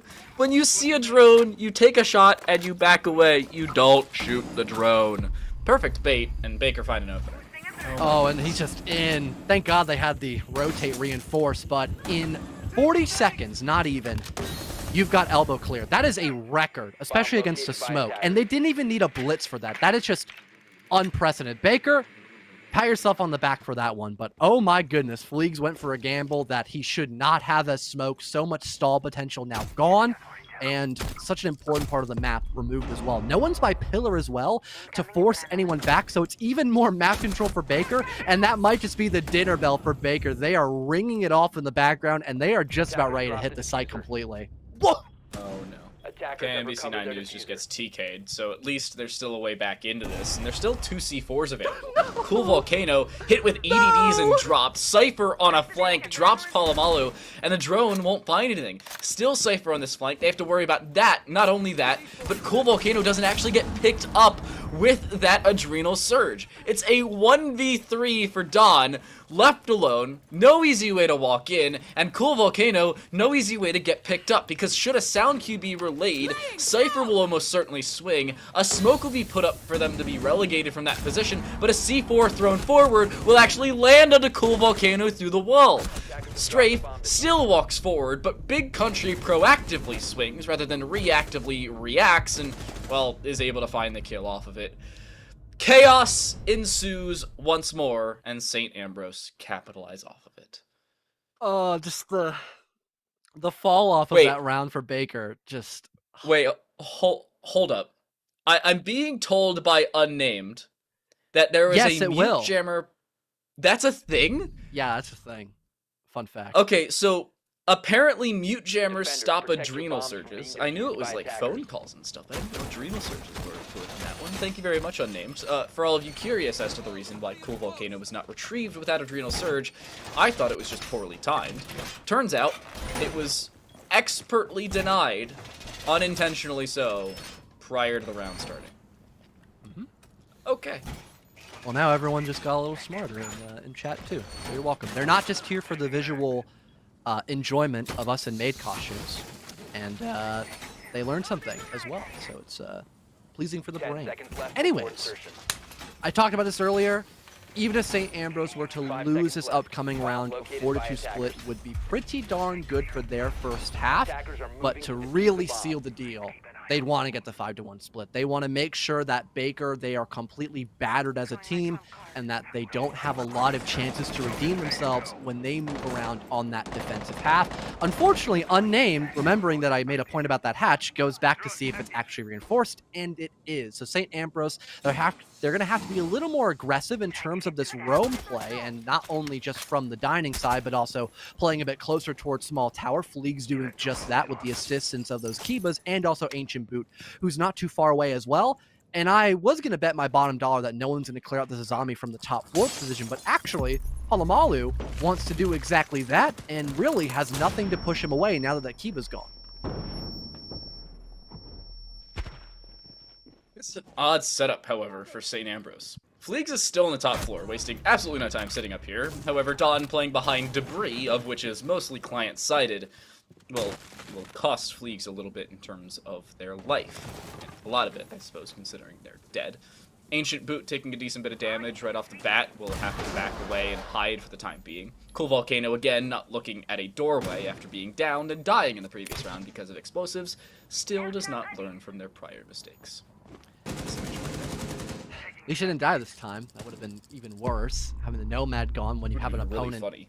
An enemy team that just loves to flank, no Nomad. Oh, they'd just be it'd be a day at the shooting range, it would seem, for St. Ambrose. But they've been on that story arc, I think, throughout almost all of map 2 and probably a good chunk of map number 1 of Chalet as well. Baker just now getting ready to open up this wall from small tower leading into dining. That will force the hand of Ancient Boot, but not really to a major extent. He's still holding the same angle and kills the Thermite. No one's here to back up this Capcan just yet against the offensive side. Dawn will net a kill with that sniper on a Trojan, and Ancient Boot, he's just back in a small tower now. And the offensive side, they've got no idea about this. This could be a major play for the man, but he's so low in HP. King Complex will win that altercation. Thankfully, Baker now have the man advantage back in their pocket, and they could just soon gather that diffuser back up, King Complex being the one to wield that case. And now they could opt to maybe go for a plant, because the bomb site is actually dining room, but there's the flank by Cypher, downing Volcano. So now a bit of chaos will brew up, as there is no one to technically stop that flank, but Cypher, so low on HP, will just have to rotate instead, as Complex will now force a post plant potentially. They are able to retrieve Cool Volcano, but Strafe doesn't want to do so, still covering King Complex as she gets the diffuser down, and actually out with her life as well. Cool Volcano should die here, no real easy way to recover them inside of that shower's position, but a very well-timed lurk for the rest of Baker. Dawn just waiting, not having to do all that much towards the small tower stairs. King Complex trying to take a long angle shot against Big Country and will win it as well. Here's Cypher trying to retake. Will finally finish off Cool Volcano, but I think that should be the round. It is indeed. 4-2 split, not the worst thing in the world for Baker. The main issue is the fact that they only won tertiary bomb sites. And St. Ambrose, well, yeah, the only response was go to a different tertiary bomb site. They still took it out. And I think that was more or less off the bat that excuse me, that St. Ambrose went the wrong bomb site. I don't know how effective that round would have been for St. Ambrose if they had just went back to, I don't know. I don't really want to think about it. It's very scary. Blackbeard's not a very presentable individual. But what I was getting at was if they had to do that, it's okay. If they had to do that on a kitchen defense that was also in meeting room, they would have had to cover a lot more ground, and Ambrose would have been a lot more passive in that round during that 3v2. But luckily, King Complex made the right move. She not only got aggressive to work a refrag onto the extending Capcan, who was kind of emptying at that point, I'll be honest. Not only getting that kill to get the advantage, but also getting down the diffuser and playing a really passive post plant to not only help herself, but help the Capcan because they were doing the exact same thing as well. So playing off your teammates' positions was really well done by Baker, more specifically King Complex in that round. But besides that, St. Ambrose, they look to be in the lead just off of some aggression of their own, like we had mentioned, not only in Chalet, but this game as well, because they've been pretty aggressive in the first half. The aggro needs to be here for Baker. They were a little bit too reactive in that second half over on Chalet.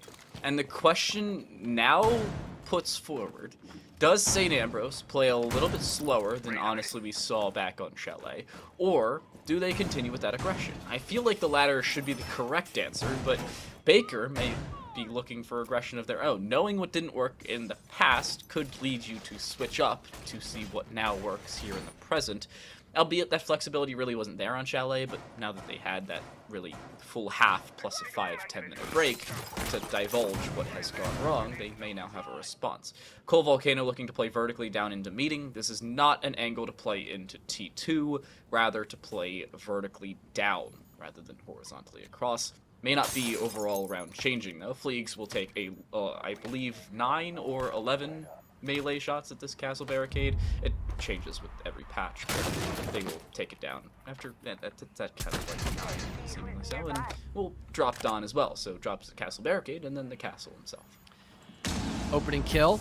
Blackbeard's shield not being burned away as quickly as we saw back on Chalet for that master room attack. Baker still trying to hold on strong and through Attic, breaking a bit of information as well with that mute jammer well placed by Volcano. But does he know there's someone that close to him? Whips out the shotgun, but not a good enough angle to use that Mossberg effectively. Ancient Boot will punish, but Palomalu, able to retake Attic for a brief moment, now falls away after finding that one spray down onto the previously mentioned Capitao. But that rotate not reinforced, so St. Ambrose could still effectively push up into Attic, but just now it gets prepared by Palomalu. Now they would have to funnel in through that one doorway leading into Attic, and I think Baker understand that, but also to the same degree, if St. Ambrose realized that's a big focal point for them, they could rotate around, but okay, King Complex just charges in and gets shot in the side by Cypher. There's the alibi once again with another trade, but it's still the man advantage by St. Ambrose, but just barely as Fleegs almost dies to once again the previously mentioned alibi. Oh, and the alibi still getting aggressive. Palomalu wasting absolutely no time with the aforementioned push. Fleeg's still on this dining hall roof, wasting no time trying to split the defense. The problem is, while they're split, it's actually a fairly good position for them to lock down. Palomalu really lucky that Cypher can't see that far around, or Fleegs from behind cannot see that far around. The rotate no longer there, so the attic door has to be the call. Big Country is on the site. EMP across will fake the fact that they're trying to play from that side. The cover's there, but Cypher, no easy way for them to hold. The swing from Big Country, they will fall. Palomalu looking for a follow-up actually makes it away with their life. KMBC9 News steals away the possibility of the ace and instead makes it a full house of frags as they find 2 of their own off the back of their teammates' 3K. And Baker University win their first defensive round on the top floor. And fun fact, you can plant there. I don't know why St. Ambrose didn't attempt that, because you have someone on the It's cutoff angle, overrated. big window, so the white player can't cross, and the alibi player has to hug the shield to kill the guy planting. They have to vault over it to not only stop the big window person from shooting them, but also to actually get close enough to the diffuser to kill the guy who has it in their hand, currently typing away at the keyboard. That was such a rough round for St. Ambrose, despite how strong they looked in the opening half. They needed a 5-on-3 position, total attic control, forced the rotate to be reinforced, and with the way the shield was placed, again, no one could safely cross to stop them from getting that diffuser down, yet they never even forced a post plant. They had the thermite just walk at the alibi, completely uncontested, no chance of a trade. That was not well done by St. Ambrose. Baker now not having to worry about that 2-round disadvantage, and now get to go into the base of floor bomb site of Laundry off of that really, I guess, miscommunicated play. It didn't really seem like the offensive side was fully prepared for that 3-on-2 position, it seemed. I think it's also a little bit of discoordination. The attack just took too long to try and split the two sides. So you're looking at St. Ambrose and saying, oh yeah, Fleegs was on the double window, but Fleegs never jumped in. Baker didn't even give Fleegs the time of day until he did jump in, and by the time he did jump in, it took too long to do so. So the sound cue was there, the chaos had really subsided, and, well, sound cues re-ensued. Ancient, trying to find a headshot, shoots a little bit too high and immediately falls. There was a yellow ping lower than that, my friend, and the crouch angle was actually communicated. Ancient Boot falls first. Last time we saw Ancient Boot get spawn killed by Palomalu, St. Ambrose decided to wait a calendar year to try and push the site, and then lost it in a 5 versus 3 after Fleegs, that time on the Blackbeard, died on the window. That was bad. Have to see if Fleegs will let history repeat itself, just a little bit different, I suppose. So far trying to work that backstairs control, maybe expecting a roamer by Green Hallway, but so far there is no roamer, so to speak, and they confirm that now with Trojan droning that area of the map. There is KMBC playing over by Dining Room, but that is a far distance away, and by now you'd probably hear that, and there it is, a different player to kill Fleegs, but still the second one to die on the side of St. Ambrose, and they still, the offensive side being, haven't gained a lot of control on this round. They're still just sitting outside of Blue Bunker. They whiff one smoke grenade and a second one to follow up, so now both sides are essentially blind in. They just walk straight in blind. There's nothing there for Barrel Doorway. Malu nets a third before dying to Big Country, but the damage, it's already been done. Sure, you've got the back hatch opened up. Sure, you've got Blue Bunker control, but you have 4 more defenders to push away to try to win this round. Oh no. And KMBC 9 News is still on the top floor. With a lack of players, they just don't have the time to clear out a roam. Big Country also could not get that far wall open because there was a mute jammer down.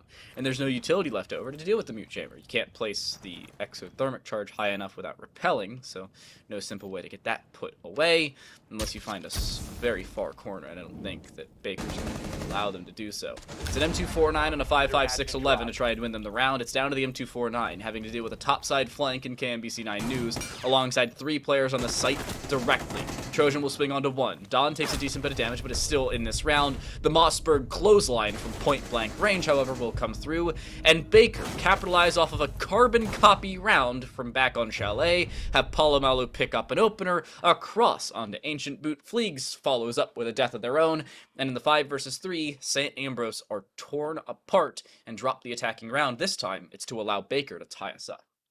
St. Ambrose now having the scoreline tied up against them, have to go up against a meeting room and kitchen with a lineup, to me, that screams they want to attack a meeting room. I could imagine the OSA shields can be pretty potent, not only from the stage part of that site, but also through split if you want to attack from, the garage side of the map instead. Either way, they've got a load of utility to help assist getting either one of those walls opened up into the bomb site and then just having enough coverage to make sure no one can stop the plant. And with the pattern of teams reinforcing hatches that should instead be opened up, I could imagine Baker just fully reinforce all of Attic, so there is nothing to deny it. Yep. Thank you, Unnamed, for confirming that. So there's no purpose to even play above and clear out the roam. You can just hit the bomb site immediately from stage. And if you have enough utility, with the help of those OSA shields, get the diffuser down, and then that's the round. that this round done. No chance. And I think based off the drone placement, I don't think they're even going to do that, which really sucks. Yeah, they're gonna go over to small tower. Nice. You have. No. I suppose I was gonna say you have 3 different professions. I suppose it could now be 4. Fellow the caster, fellow the maid, fellow the coach, and now fellow the disappointed. After seeing St. Ambrose full spawn on the wrong side of the map, at least for the aforementioned strat. I suppose there are multiple ideas you can pull forward here. Baker, of course, employed this mostly on this site specifically in that 3rd round of play, and it worked for them, in all fairness. I suppose it could work out a little bit here, albeit chaotically, functioning nonetheless. Palomalu, being droned down on the top floor, will throw down a Prisma to fake their whereabouts, but it's a pixel angle being held, now a little bit more of a wide one to hold away. But they basically just want to make sure that there's no full top floor pressure, and that's really not something that St. Ambrose employed to keep Baker away. We'll see if it works out now from the defensive side. Here comes the Osa shield. Thermite charge to follow suit, and with, again, both hatches being reinforced, I guess the same thing applies to wanting to get into this bomb site and get that plant down, except it'd be 10 times easier if they went over to stage instead of this kitchen single wall. You've got Complex holding a rather tight angle against that corner, nestled into the bomb site. A keyboard barrier deployed, but instantly broken by, I believe, a grenade tossed out by Boot, looking for a kill instead of breaking down that inflatable, I guess, half shield, turned into a bit of a wall there by Complex, the second one to follow up. And that one could be meleeed by Country. They'll do so, and Complex wants to work a kill off of that, but gets forced away instead. And now there isn't really much denial for that potential post plant besides maybe a well-placed impact grenade or nitro cell by either Volcano or Complex respectively, but they are just so far away, it would be so difficult to lob either pieces of those explosive utility bits to actually stop that plant from going down. But St. Ambrose, they haven't even attempted to do so. They're fully rotated. They're rotating around to try and have a pincer maneuver onto the site. Big Country will put the exothermic charge down. This will be able to go down, by the way. It avoids the mute jammer and will open up a full avenue of attack there for St. Ambrose onto 2 different parts here of the kitchen side. Ancient and Fleegs both finding openers. Most importantly, Dawn on the site specifically has been dropped. A C4 attempted, but Cool Volcano has their head removed from the remainder of their body, and the C4 will play no part in the round. Seemingly neither with a Finka, chaotically will fall, but it's down to just Palomalu. Now to try and 4K on the round itself, has seen the Osa, but has now been seen just the same. Needs to reaggress, but is being watched from 3 different angles, shoots their own decoy, ironically enough, and has no easy way onto the site, is being flanked, snuffs out the flank, and does have enough time to try this retake. Both players on the same side generally, and finds Cypher as well. A triple from Palomalu. They need to long arm this defuse, but it's Big Country to shut the clutch attempt down. Valiant effort, to say the very least, by the Alibi, but the effort, nonetheless, will be shut away, and St. Ambrose will pick up their first of the second half. Yeah, Palomalu, a bit of a beast, but unfortunately the beast has been tamed, at least in that round in particular. St. Ambrose, usually when you're attacking kitchen, it tends to be a good thing if there's no opening over by security leading into that bomb site, because that gives the defenders less angles to work off of. But the reason why St. Ambrose opened up that wall was because they just couldn't put down enough pressure to actually get into the bomb site from just dining room alone, so they actually use that same ideology to their own advantage, because for Baker College, or Baker University, sorry, if there is no angle that they made for themselves to use, then they're not going to be expecting that to be turned against them for an attacker angle of their own. So although on paper, it would be a pretty rough idea to do that as an attacker, having that element of surprise actually paid dividends for St. Ambrose. They cut the site quite literally in half, clear out every single defender, and now Baker is forced on a retake, which left just the Alibi in a 1vx. And although, you know, Palomalu's gun was smoking that round, it ran out of ammo. More specifically, he ran out of HP, so Big Country was able to clean up that round. And St. Ambrose, now one more win away from getting match and series point. Yeah, and the problem remains, they're probably going to look at OT here. Should our themes continue, Baker and St. Ambrose, in every single round they've played the top or bottom floor, they have won on the defensive side.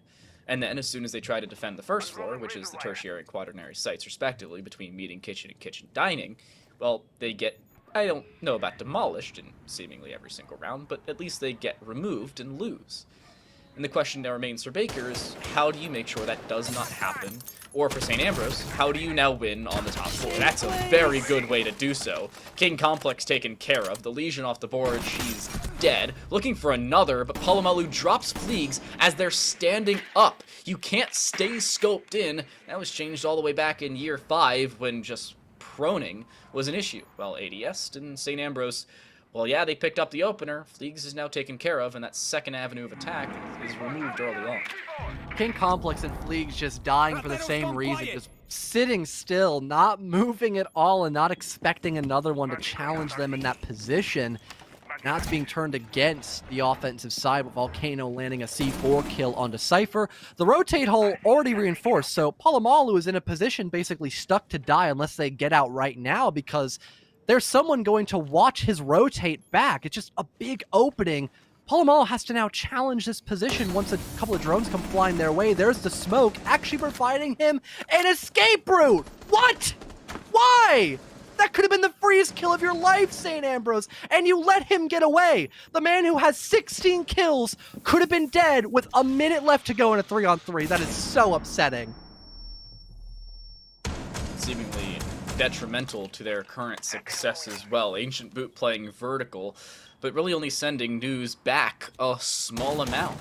It could be a 3v3, but instead, it's man advantage, and basically like 4 man advantage, considering Palomalu accounts for, I think, 3 different players' kills total, if not almost all 4. Actually, as I look at my math, they do count for all 4, and now even more than that. The rest of the team combined has just 16 kills. He alone has 17. Exothermic Charge will be prepped to try and go through the rotate, but Palomalu now at 18, looking for a 19th, and a 4K on the round will find that as well. No slowing down for the Alibi, as Baker University, I don't know about a one-man show, it's a one-man army.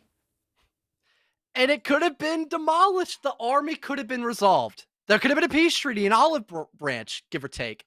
But they give him a way out of attic with the smoke. Do you see the repercussions now? I'm being a bit harsh. Because the idea of the smoke is to also deny the sightline of Palomalu. You don't want to die to their best fragger. You want to get in the attic, make some space, get ready to execute. I understand. But he had no help. They reinforced the rotate, and he is stuck in a corner. You have flash grenades, so instead of using your smoke to force out the alibi, you use your flashes, and then you swing off of those stuns as he's blind, and then you kill him. There was nobody trophy. There was no one even by the game's door to head in a trophy, so there was no one to trade him. That would have been the freest kill of your life, and then you do the exact same execution. You don't need to overcomplicate positions. Understanding why something is important and how to capitalize off that is the biggest make or break, to see what sets you up against your opponents to have an advantage. And that was just the exact opposite of what happened in that position. And Baker, having Palomalu just stay alive and just do what he does best, just shoot his opponents, it's what granted them the round win. So if I'm the coach here for St. Ambrose, I call a timeout really quick and say, look at the scoreboard. Palomalu has 19 kills. What we do is we send in 10 drones, 5 at a time in flurries. We find out where Palomalu is, and then all hold W in their general direction. Yeah, 2 of you may fall, but that's a price I'm willing to take, or a risk I'm willing to take, I believe is Lord Farquaad ever so eloquently put it. And you look at it and you say, that's actually understandable. A 3v4 in that situation when Palomalu's dead? Yeah, St. Ambrose are still in that round. But Palomalu is a detriment, and a costly one to St. Ambrose. Round in, round out, round in between even sometimes a priority to take away if the prep phase even offers itself a priority. Most of the time not the case, but, you know, man can dream. I also like as well, for Baker, they're kind of inadvertently using that to their advantage, not having Palomalu as the first line of defense. He's usually like the second or third, so he can stay alive in the late round to work a play. So he's not the opening entry death most of the time. He's usually the opening, entry player if he works a spawn peak, but that's usually it. So I have been pretty astonished about that more specifically. And off the fact that Palomal is still alive, there could be some major impact here for Baker to actually score match point on their opponent's map pick. But so far, St. Ambrose, they haven't lost any life, still gathering information. They could maybe work their way down and through Freezer and Laundry at the same time. Oh no, it's just a full Freezer attack, but no one's playing here. But at least Baker, they have the angles, more specifically in the bomb side of Laundry, to maybe counteract this push. They have 3 different angles to lock down as well. A Yeah. little chaotic for them. One around Laundry, one around the close corner on Bomb Chassis, of whom is still yet to be cleared. Fleegs flashes themselves off the angle. Valiant effort, to say the very least. But Trojan finds the opener. Palomalu dead on the pillar position. The Mark 14 lands the headshot required, and St. Ambrose have the VIP dead. Adrenal Surge will come in, so Trojans, most of the HP damage they've taken has now been nullified, at least to some extreme. 1-for-1 trade as Trojan is now taken off the board, but it's still advantage St. Ambrose as they aggress onto the site. 20 seconds to go. That X Factor gone that we had mentioned earlier, and still one more Finka boost to heal up Fleegs and Ancient Boot, along with overhealing Country and Cypher to make this final rally call into the objective. But there's the flank potential by the Malusi, quickly stopped by Cypher. Good timing on that swing, leaving just Volcano and Dawn left to stand. The Jaeger will fall. Volcano in a 1v3 can't do anything by the rotate between both bomb sites and St. Ambrose. It took them a while, but they get match point on Oregon 6-5. Really well done from Ancient Boot as well. Long range, no easy way to take a lot of those fights. With the SC3000K, you're looking at really a chaotic round, and a timeout understandably called here for Baker, as they will look to slow things down and figure out what is going wrong. Palomalu for nothing. Everybody else, it's seemingly just playing around each other. And while, yeah, Palomalu may be a one-man army, when the rest of the supposed rostered army shows up, where's the team play? Sometimes dead, other times the wrong side of the map. Interested to see if Baker want to go back to that bomb site, or if they're going to attempt the dining or meeting room. I would assume they just go back to basement, because St. Ambrose had a pretty solid attacking round for that middle floor bomb site, and dining room is even easier to attack if you're going to go from small tower. So Baker probably just thinking about what they can do better to defend that base of floor bomb site, maybe having a better roam presence altogether to waste time. That's a good idea, because you only had the Malusi playing in that round up above. That was just KMBC 9 News. And sure, they were able to get a flank prepared, but they didn't really break a lot of drones. They didn't get into any gunfights. They were very passive on that top floor position, and they had no one to assist as well, which is probably why they were so passive. So getting multiple people on that top floor to poke and prod, waste time and resources, that's going to go a very long way for Baker. And if you get those opening picks, then you can play even more passive and just hold the same crossfire angle that was being contested by Baker, to make sure St. Ambrose can't just all funnel down into Freezer effectively. Even a Warden would be good to stop those smoke grenades if they were to arise once again. But right now for St. Ambrose's lineup, I don't think they actually have any operators that can bring smokes, because Ace no longer has them. So I don't think they have any smokes this round, as of right now at least. Maybe Trojan. I don't recall if Dokebi has her smoke still or not. That's true. It might be 3. Again, depends on the patch. Sometimes they take away secondary utility. I don't have my giant chart up to see what Trojan has. Secondary EMPs, so there are no smokes on the board.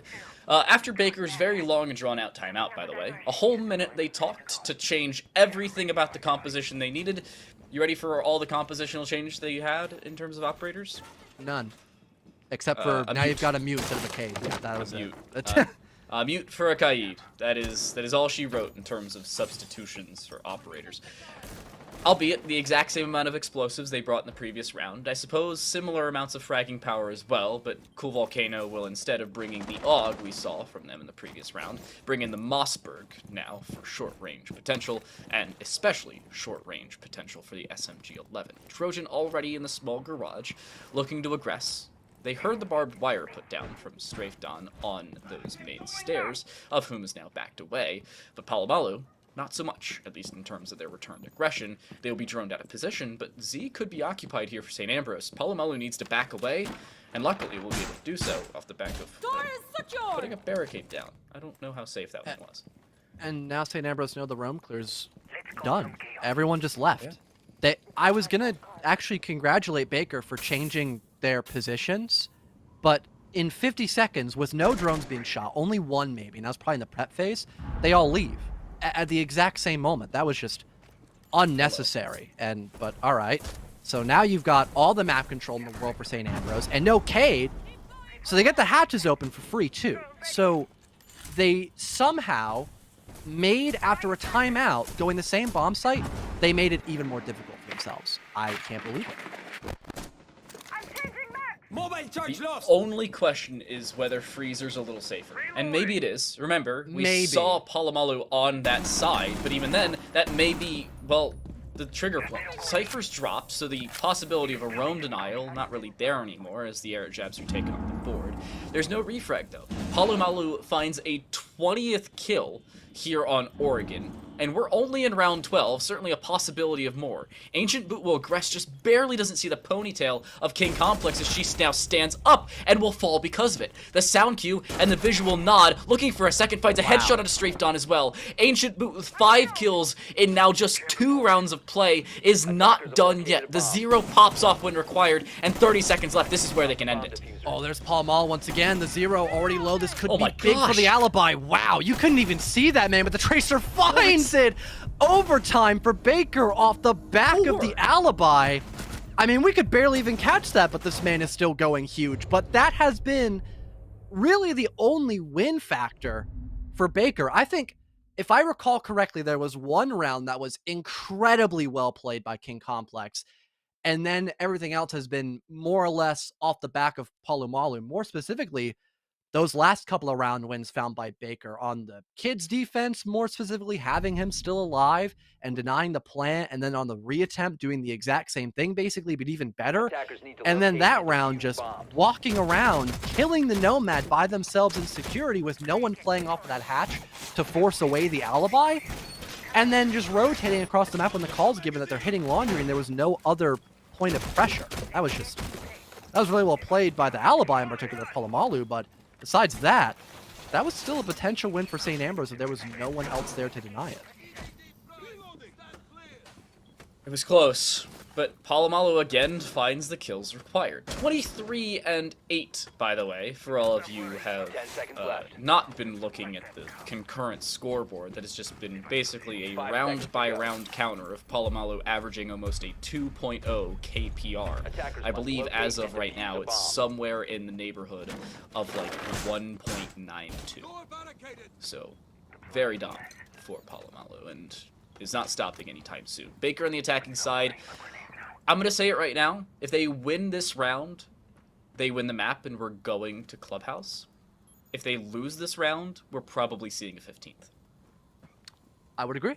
Both sides have been incredibly defender favored, 2 separate 4-2 splits. And St. Ambrose have not lost a single time just yet defending kids or laundry, if I remember correctly. It was just 2 separate dining or kitchen defensive goals by St. Ambrose that cost them the loss, one on meeting room and the other one on dining. So this looks pretty good on paper for St. Ambrose. And yeah, like you mentioned, that might just be the big win factor here, just seeing what happens on round number 13. You already have Palomalu working their way in through Attic, so a little bit of change for this attacking clear. And Big Country, a bit low in HP, and now kind of stuck because there's someone on that Attic window holding the cutoff, and you have the back Attic wall open up. Country might just be here to bait and have his teammate lower Attic, works some sort of pick, but wow, what a swing on a Complex. The IQ gone, and Jaeger has still not been flushed out, and even netted a kill in that death spot. No, and there should be able to shoot the air jab as well. There's no easy way in, and Big Country reaggresses. The jump over top. The air jab is attempted to be thrown through, but it doesn't find anything. Big Country wasting no time. The ADS now finds one. Ancient Boot forced back away, and Cool Volcano will find the refrag, but it's just too little, too late, wasting. Cypher a little bit of over-aggression. Palomalu will find a 24th kill from the grave, but it's still a 3v2, and a combined 10 kills through 12.5 rounds for the 2 remainders on Baker, seemingly leading them on the back foot as they'll have to recuperate their losses, lick their wounds, and come back here in the first round of OT. And all that Ambrose would have to do is just sit back, wait for Baker to make the first move. They are just they're starstruck. They don't know what to do here. You've got Don trying to work a pick over from the attic balcony, but really nothing can be made off of it as of right now. And yeah, St. Ambrose, they are just as still as a rock, just waiting at the bottom of the ocean, hoping for a current to pass them by. Baker looked to be that potential current, but they can't really get past this tsunami of a wall, it seems. They've got 30 seconds to work off of. A stun gets tossed in, but a C4 to follow up as well. 9 News, so low in HP, gets rattled off by a TCSG slug shot, leaving only Dawn, who pops the final Vinca boost to maybe win this 1v3. Tags up Fleegs, but such little time left. We're almost in the red timer phase of this round, and just now the diffuser gets picked back up, but there's no chance you're getting that diffuser on the ground. And Trojan in the same spot, not moving whatsoever, just barely from that position, holding the same angle, gets the final kill for the count. St. Ambrose back in the lead, match and series point. This is a close out the series and end things earlier than I think Baker were prepped for. They need a clubhouse map to win this series and stay on just one loss in terms of series losses throughout this season. It's also been very definitive series wins and losses for these teams. Not a single series for either squad has gone to a third map. Now, if I looked at that prior to this map starting, I would have said St. Ambrose is going to easily win and walk away with a W. But, you know, I didn't, so I'm just going to say it now. I think if there's one thing to take away from all of this, Stan, I think it's that Baker just needed to do a better job of enabling Polamalu. Because every single time, this person has just been by themselves. No assistance from teammates, no one's droning him in, no one's really, like, helping him all too much besides maybe finding an opening for him in terms of getting a hard wall open, for example. But there's no one there to enable Polamalu to confirm a kill. It's all his own blood, sweat, and tears being put into this game. If you had just the smallest inkling of backup for this man, who is hard carrying right now, I don't think this game would be as close as it is right now. Because St. Ambrose, sure, they've been doing a very good job of adapting around 4/5 of Baker, but that 1/5, that 20%, has costed them 6 rounds. And almost costed them 7, as I believe someone was going for a spawn peek, and Big Country, one of your only hard breachers, was about to die to that as well. That may have been us going to a 15th, but with St. Ambrose winning that, I'm still sticking with my original prediction going into OT. I still think we're going to a 15th round. St. Ambrose just not being definitive on the top floor. It's been Fleegs on 2 different occasions finding an opening kill here, but on the exact same right. The first time around, they did absolutely nothing for the rest of the round other than die later on, and the second time, they were immediately refragged by Polamalu, who found a quick return. I don't know if there's an ADS below Dawn right now, so if that window is to get opened, they could nade through, at least assuming they had a nade. They don't, so there goes my hopes and dreams of an opener going their way. But Polamalu dies? Wait a minute. Baker, their advantage has just fallen as soon as the Italian operator does. Secondary EMPs as well. Maybe to get rid of that Cade Claw. Could be an opening here for St. Ambrose, not just in the kill department, but the building being molded to their own advantage as well. Here come the drones, giving off some good info that there's someone in the back bunks to have the Thermite, or at least the Blackbeard, sorry, a bit more occupied in this round, putting on a new Saran Wrap shield.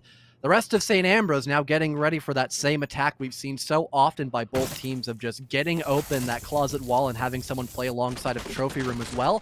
And there isn't even a kill hole to have someone play in Attic this time by Baker as well, so it's free control in the Trophy for the offensive side. Once they get that back open, once they get that back wall opened up, I mean, there doesn't really seem to be much to actually stop them from just flat out getting in the site, getting that plant down, and just potentially winning as well. As again, the main winning factor here for Baker has been Polamalu, and he's dead. Main victory factor for St. Ambrose is multiple avenues of attack, of which they now currently have, albeit relatively thin ones. One around that master walk-in closet, the other the trophy door. But taking away that attic pressure and looking for a follow-up, it's a down and a finish across onto King Complex. She will go down. The ROUs will come in as well, making sure News has no way in, no vision, no way to report or come back here for Baker. 1 versus 4. Vertical angle attempted and will find an opener. At minimum, they have a shot, but they're going to T3, and I don't think St. Ambrose actually went from that side. Nope. Is it save the KD time or reload and try again? Well, they're going to have to try at this point. They spotted the highlight of that Claymore. The second one, though, just barely detect it, but just buying more and more time for the offense, yeah. Just not meant to be there for Baker. St. Ambrose, our predictions were a little inaccurate of how many rounds they needed to go to win this second map, but they still win it nonetheless and get that 2-0 scoreline, most definitely confirming that they make it to playoffs. But for Baker, they're probably going to go there as well. So I think good advice can be given to both of these teams, more specifically the losing team, of course, of Baker University. Coordinating together as a team properly, understanding, basic site extensions and what makes a site actually defendable for your team. And also, what is your general win condition as well? I think if you understand those three main things, you'll probably have a lot more success in the emergence divisions, because there were rounds where you guys were firing on all cylinders and you look good, but towards the latter end of that BO3, it seemed like the polar opposite, and it was just the clutch potential of Palomalu really doing God's work for that game. And we saw what happened when it was just the solo frontier of Palomalu and you give your opponent of St. Ambrose time to adapt against that. They kill him in the opening gunfight, or they kill him like the frag after that, and then it's wraps. There's nothing else you can do to stop either a defensive holdout or an attacking rush.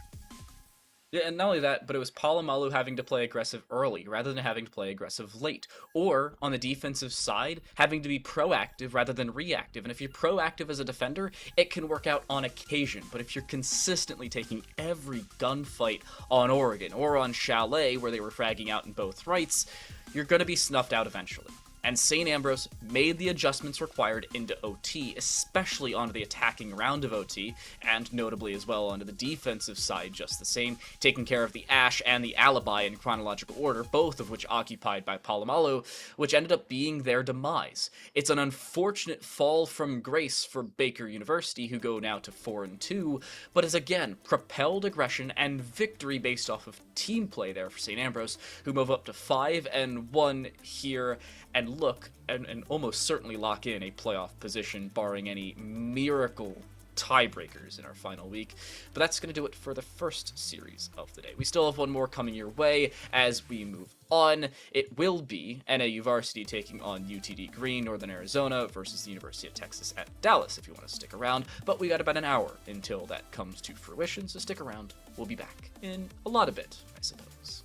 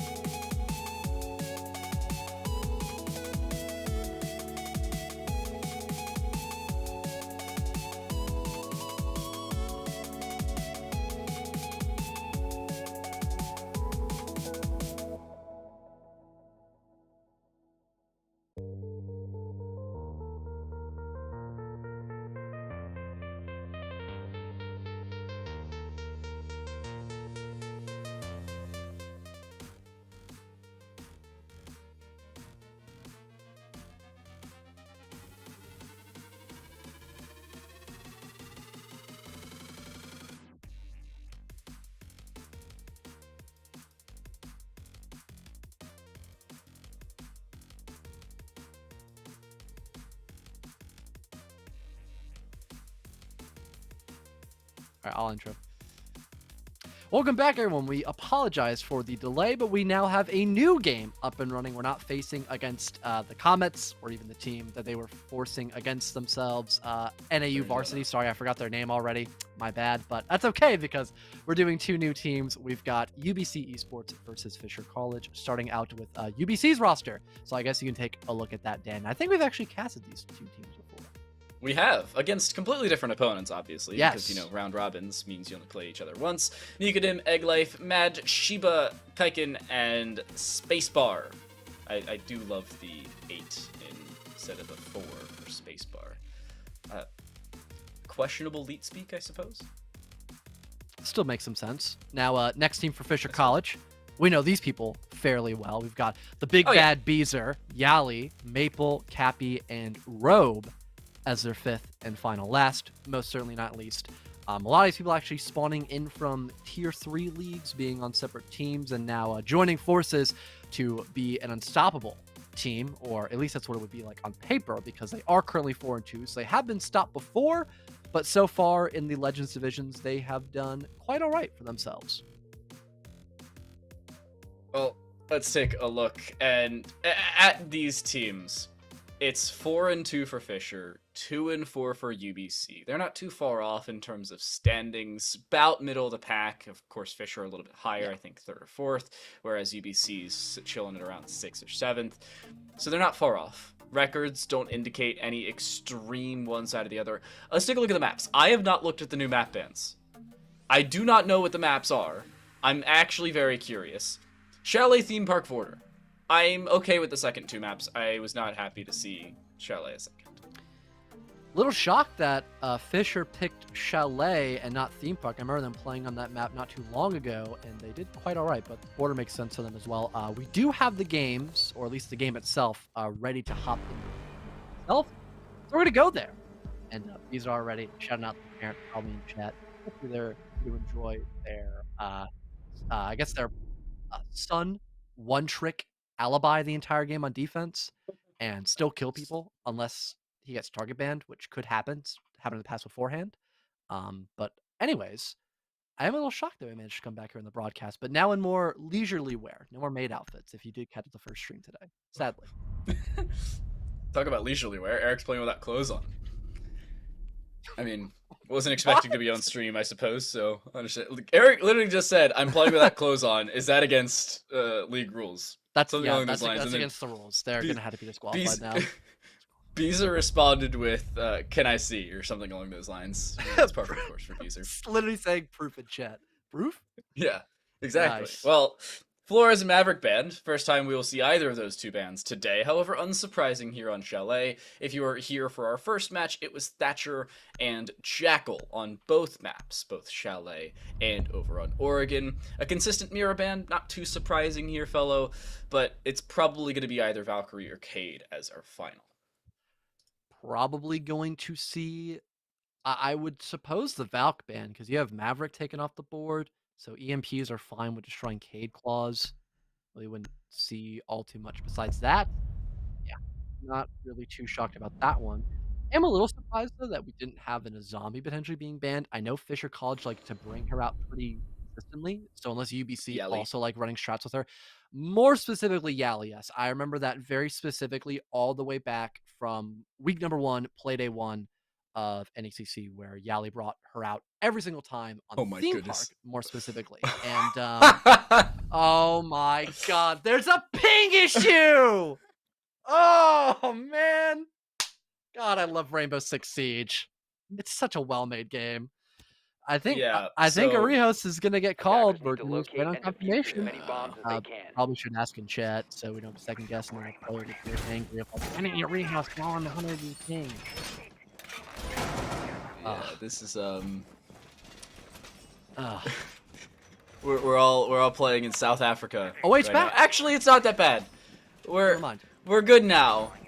It was just earlier. It was that UBC everyone had is- 180 ping at least, and now it's back to normal. So okay. UBC is expected to have relatively high ping. They're playing from Vancouver, Canada. Fisher playing from the opposing side of 10 the seconds North left. America continent, that the general area of Massachusetts. I don't know 5 exactly where it seconds is, but I know it's in the general vicinity of Boston.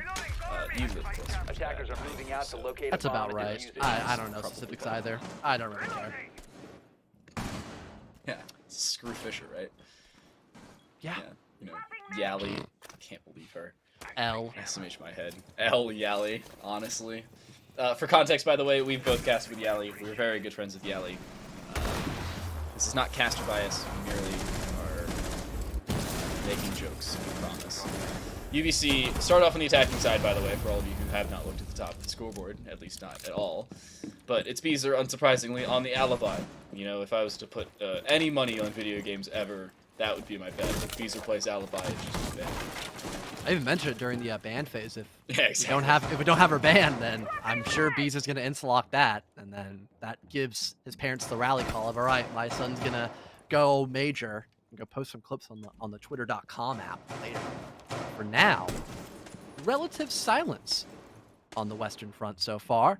You've got the Trejan working their way through, almost a double lineup for Geiken, but unfortunately, Captain just moves a little more to the left, so at least they're able to stay alive. Only Maple will fall, so not the worst case scenario. And the vertical player is now gone. That site presence is going to be a little bit stronger during the late round, but still having the Thatcher alive, still having both the Thermite and Ace, they can get these back walls opened up to have a relatively simplistic execute into the bomb site. But I think the bigger issue of losing out on your sledge here is that you have no more grenades to break that shield. So maybe this pillar presence could still be strong, but oh, look at Beezer from the top down. No way. He just walks past the boiler breach and kills Egg Life, and now he's just back on the shield. He found the exothermic charge as well. That's the biggest part about Based. Oh my god. that. They have one way in, and What? Beezer finds a double. Beezer decides, oh yeah, I forgot, I'm playing with the MX4 Storm. I have a W key, why not use both? And then does. Finds a double. Clean start to this, and UBC are basically torn apart because of it. Spacebar and Eric, they need to be able to aggress, but there's really no Attackers have easy located avenue the for them bomb. to do so. It's two different funnels, and the prism is shot out, so information as to the whereabouts of Eric already. Spacebar has their head removed from the rest of their body, and a 1v3 for Eric to 4k on the round and clutch things up, but there's a flank. They don't know it. 3, 2... Oh, actually, they don't die to the flank. Still in this, and actually finding Beezer, knowing about the flank as well. Robes made some noise. Top-down hold, just the same from Cappy. I thought Robe was going to end this round. Maybe not so much.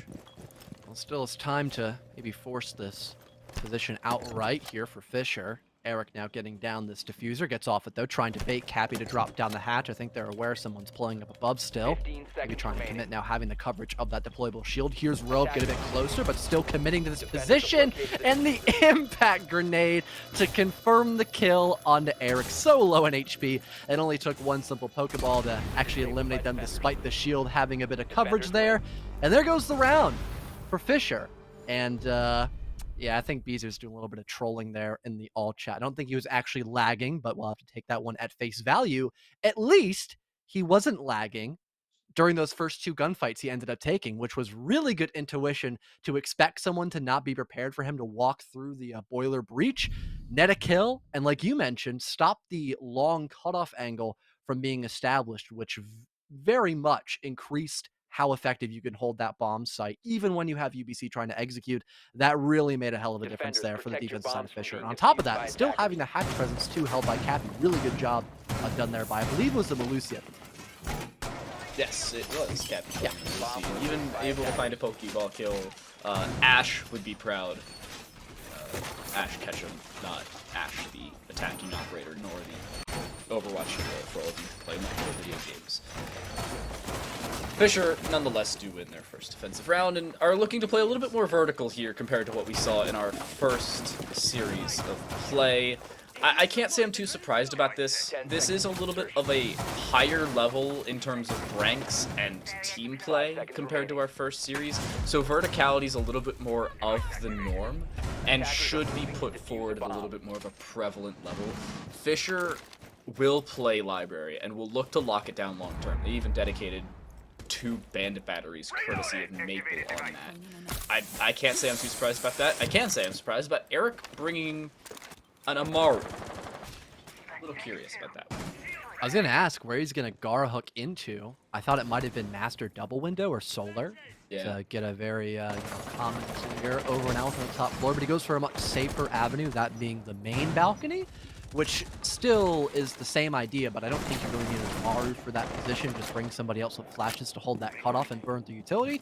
But still, a good chunk of the Fisher's defensive roam has fallen off, but you still have at least Cappy holding blue stairs, and you also have Yali holding out from library, looking around near mezzanine with that Kiba barrier that I mentioned earlier that she frequently likes to bring out and use. And speaking of that utility, still a plethora of it up above, but some of those EMPs come out by spacebar to maybe dissolve them at a much faster rate, but there isn't anything to follow up with those EMPs, so seems like a bit of a waste right now for UBC until they can really get their hands dirty. The issue is they seem to be clean and clear to back away. We may have taken off the maid outfits, but the consistency's still there in this series as well. Eric walking in towards mezzanine will have absolutely no line of sight onto anybody, considering, well, they've backed away. ADS yet to be taken care of. Now does find that flash, and they also don't shoot out the ADS. That'll come back, by the way. It's time-based. Yali not hearing the sound cue. Yali, they're behind you. Yali, turn around. Yeah. Another one lines up here for Eric. Oh, what a swing on a panel double. I can't believe he just did that. That was nasty by Eric. There's another one there by panel double as well. Could be 4 for the big man, but so low in HP, I think he's already done enough in this round. Might just sit back and be a bit more leisure in this position. Kaiken just spotted the drop down near that 45 hallway, but not able to confirm anything just yet. And Beezer is on the flank. How expected there. Amaru finally falls. Almost a second one now for Beezer lines up for him, but he'll have to fall back down into blue, where there's a cutoff being held by Kaiken, none other. Robe now in the 1 versus 3 has a lot to stall for in terms of time left on the offensive side, and only 1 toxic smoke to try to win out this position. Yeah, no, doesn't look all too likely. I'm shocked that there was 0 info for Cappy to use to help correlate to Yali that there was someone that hopped in from main balcony, and that there was also another player over by highway. A little bit concerning, but I guess just that info went on deaf ears. My problem is there was info, and the communication just wasn't there. Not only did they throw in a flash, we saw the flash thrown through, the ADS caught it, and Eric still made a crap ton of noise in mezzanine. And yet, Yali apparently thought it was below. It wasn't communicated that it wasn't from the shield, of which was apparently too tunnel visioned on the piano double. And Fisher probably lose the round because of that. You drop Eric, Eric A doesn't find a triple kill, B doesn't completely interrupt your rotations, and C doesn't confuse Beezer as he tries to re-aggress onto the top floor, so Beezer can go look elsewhere, whether it be A, across towards mezzanine, at least through the rotate created in the library closet, or B, even further, as they look to the mezzanine double door itself. They wouldn't have had to take Eric out, and then would have been refragged from below by Kaiken. We also will see a Nook for the first time thus far today. The Danish frogman will make her first appearance here in our second series. We are seeing a few first appearances. The Amaru, one of them. Thatcher as well, considering he's not banned. Azami was played, not so much in the previous, and a Frost as well, just for some style points maybe for Maple. Guarantee you, by the way, Frost will find a kill, at least a down. There's Eric up main balcony again. It's basically the same extension done by Fisher as well, except they now have a Frost, like you had mentioned, so there will be at least one with that main double, probably 1 or 2 over by library, and maybe if they have one to spare, either in the sight from that double window or highway window heading into like a little Ivy hallway. I think it's the last one over towards sight, because we see at least 2 as of right now, and yeah, I think that just got confirmed by unnamed as well. UBC, despite this Frost, are looking to attack basically the same way, except now they have 2 people over by main balcony. So there is going to be a little more force from that area of the map to maybe kill the mezzanine player a little bit faster. But honestly, if they had a guy just, you know, bottom main door looking in a fireplace, that'd be the cutoff angle on lockdown. That would give Yali literally no options but to Yali! But okay, just overextend. Overextends into the Amar's line of sight, but I guess it's 10 billion IQ because it baits Eric to work off of that map control and gets caught in the bear trap and instantly refragged. And there's Kaiken on a different cutoff angle. So, okay, UBC, they still have the advantage off of that. This is still a chaotic round. Yali playing around their own environment. And, yeah, I think it's going to continue to be as well. This round far from over. Egg Life aggressing in through library. Apparently no audible information, and Cappy playing too far forward doesn't hear the steps of Egg. A 4 versus 2 again. Beezer and Robe left alone again. Beezer on the top floor again. I'm seeing staunch consistencies between our previous 2 rounds. Beezer just saw him. Nicodim dies. What in the world is going on? What was that? What? Oh, he racks up another. Did he just retake the top floor? He might have done that. Off of that play? Nope. Space bars deny it. Oh my god, space bar will deny it. I'm so sorry, but still. A shocking play by Beezer that somehow worked. I don't even think Nicodem had any idea where exactly Beezer was in office. That flush took him off guard as well. Robe once again in a 1vx. We'll meet the same fate, just by a different player of Kaiken. Still playing, looking in through stock. I agree, Nicodem. That was just, wow. And we caught that was bad. All of that. Yeah, I don't that even... was bad. That, well, at least it's self-deprecating there. At least he has the, I guess, the sportsmanship to realize that. I don't even know what you would describe that as, but, you know, we got some comedic value out of that. Self-awareness, I believe. There it is. Thank you. Words are hard at like 10:30 at night. Yeah, and with plays like that, I don't see the series ending anytime soon. That entire round, Attackers need to locate and defuse bombs. It happened. That's for sure. Yes. So yeah, we'll move on. Bottom floor again. Fisher won this last time around, albeit somewhat definitively, not entirely, however. We will see him mute once more, unsurprising on that one. Cappy back on the Melusi. If it ain't broke, don't fix it. I love the Jaeger selection. Always a fan of the Jaeger on the bottom floor.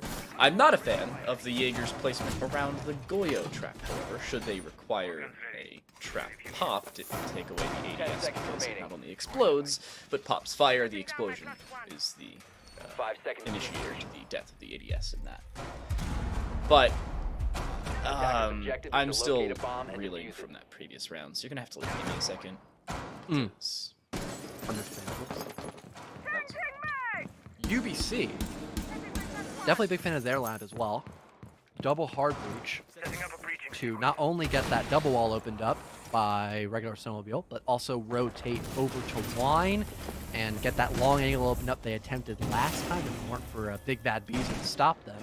And then getting the sidewall as well from Boiler. So having those Osa shields as well to play off of those long lines of sights with the back walls eventually opened on up could really benefit UBC when they want to execute and make sure that Fisher do not have many options to stop them. Again, the only major concern I could see the offensive side having for right now is not only keeping those walls from remaining intact until Thermite or Ace Selma Charge can go off onto them, but also making sure that no one can play above the hatch. That was a pretty good counterpoint that Fisher had playing in for the late round, more specifically wielded by the hands of Cappy.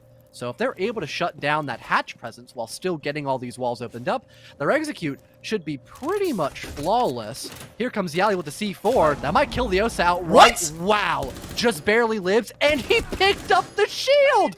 What? How do you live that? So, Spacer didn't have the Talon Shield down when Yali fixed. So I think they tried to back away and got just enough far away while they still had the shield prepped but not down to where it mitigated some of the damage, albeit definitely not all, considering how much it was done. But still, surprising to say the very least. Kaiken watching the flank as Maple is felled. Nade prepped almost kills Kaiken because, you know, nades are difficult in this day and age. Yali will pop that Goyo canister and will actually stay alive through and enduring the damage from behind. But it's a 4 versus 4. HP somewhat even, now definitively is, with UBC with that man advantage, but, you know, as soon as Kaiken swings this, they will fall. Robe, a nice return. Still having that presence on the hatch as well.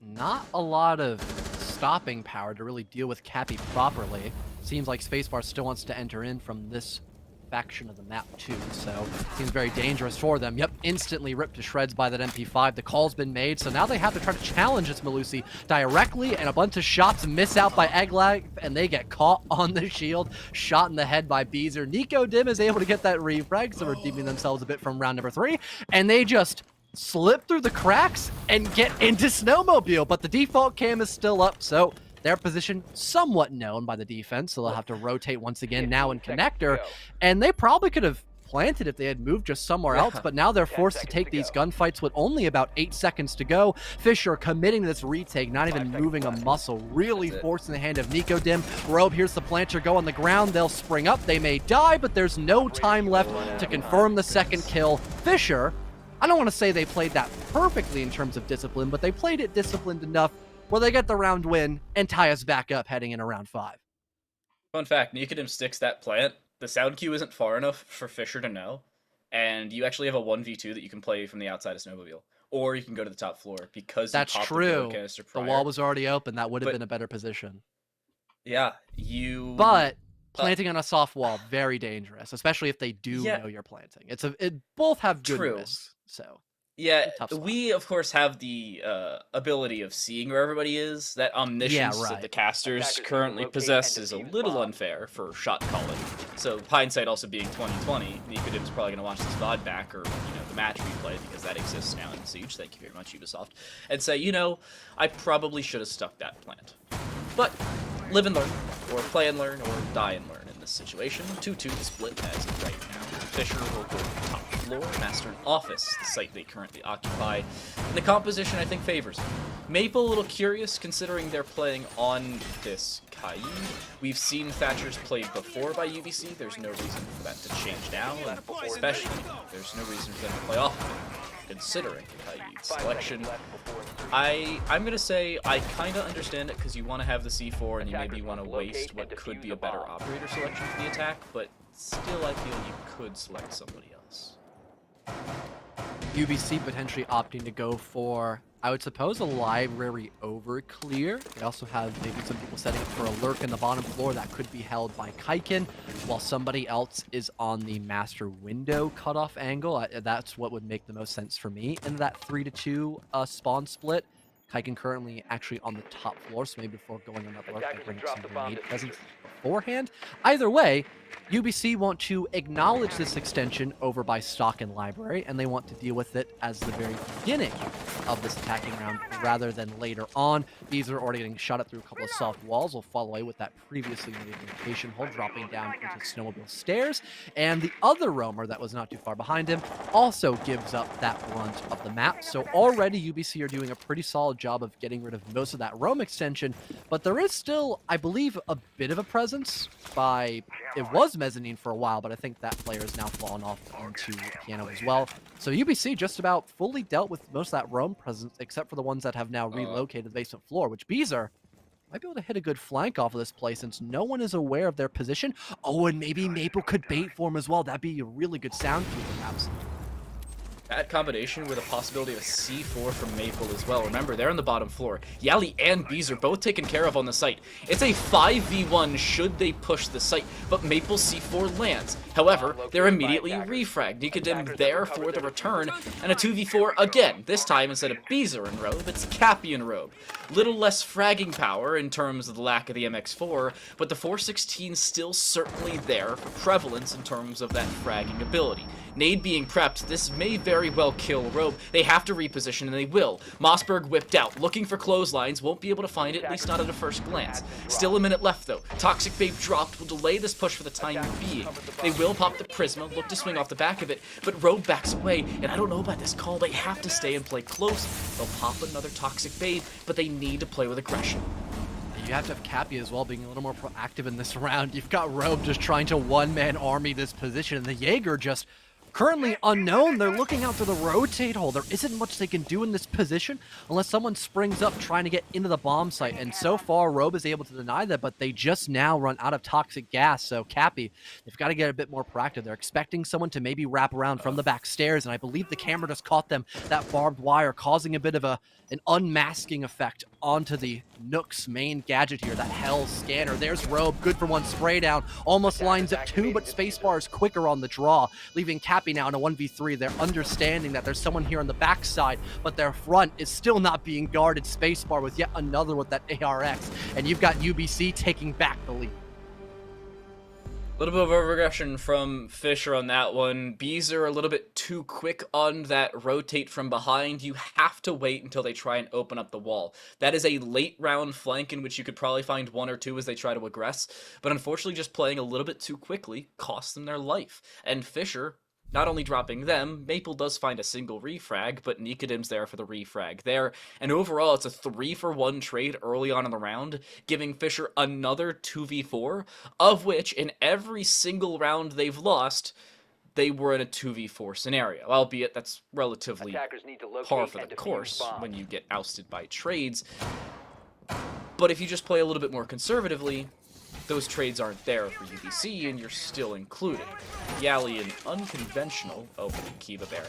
I don't know if that's what they needed to do. Maybe deny close lines of sight towards the far side of the wall. Nonetheless, it's still Fisher playing the same exact site. And is that leaving one wall soft? Please tell me no. Are they going to do that for the rest of the round? Potentially.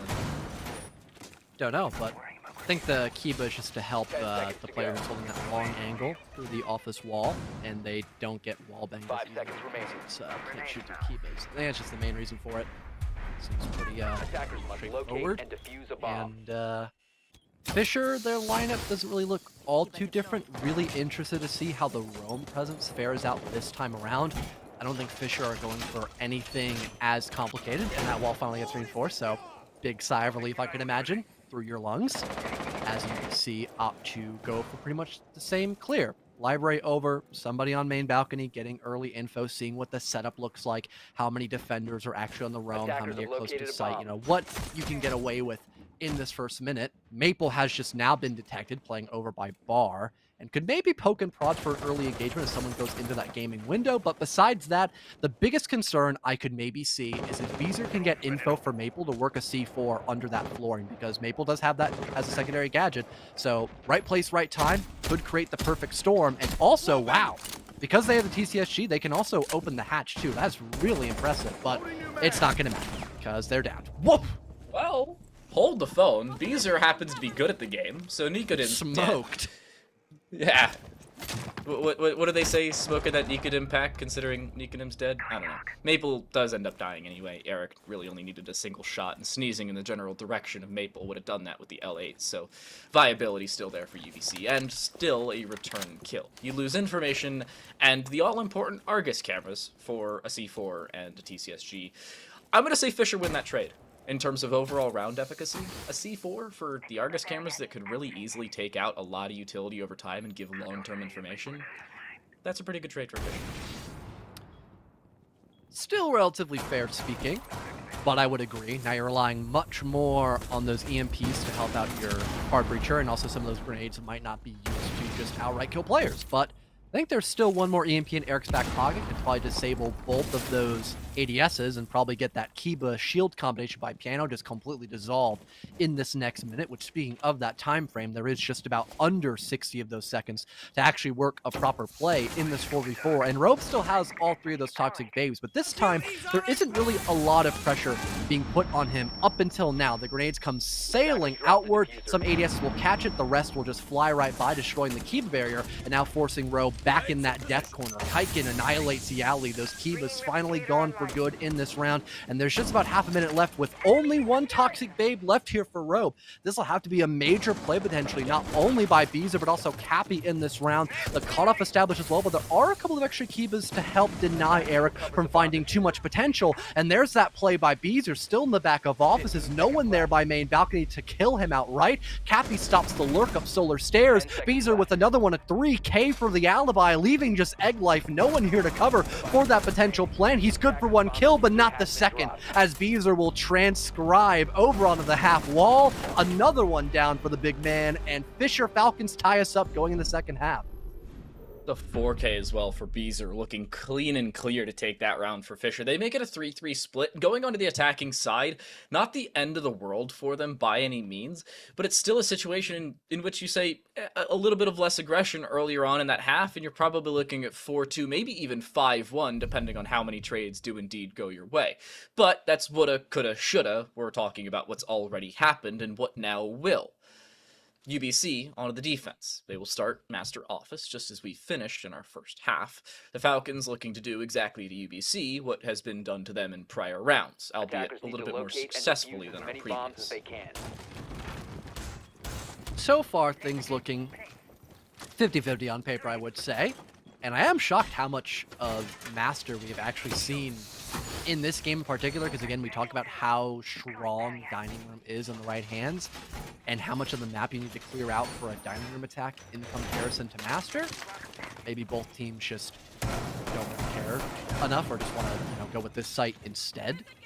Personal preference is always key. I'll have to be the first advocate of that. But you do play both sites incredibly similar. Anyways, I digress. It's back up on the drawing board once again, this time by UBC.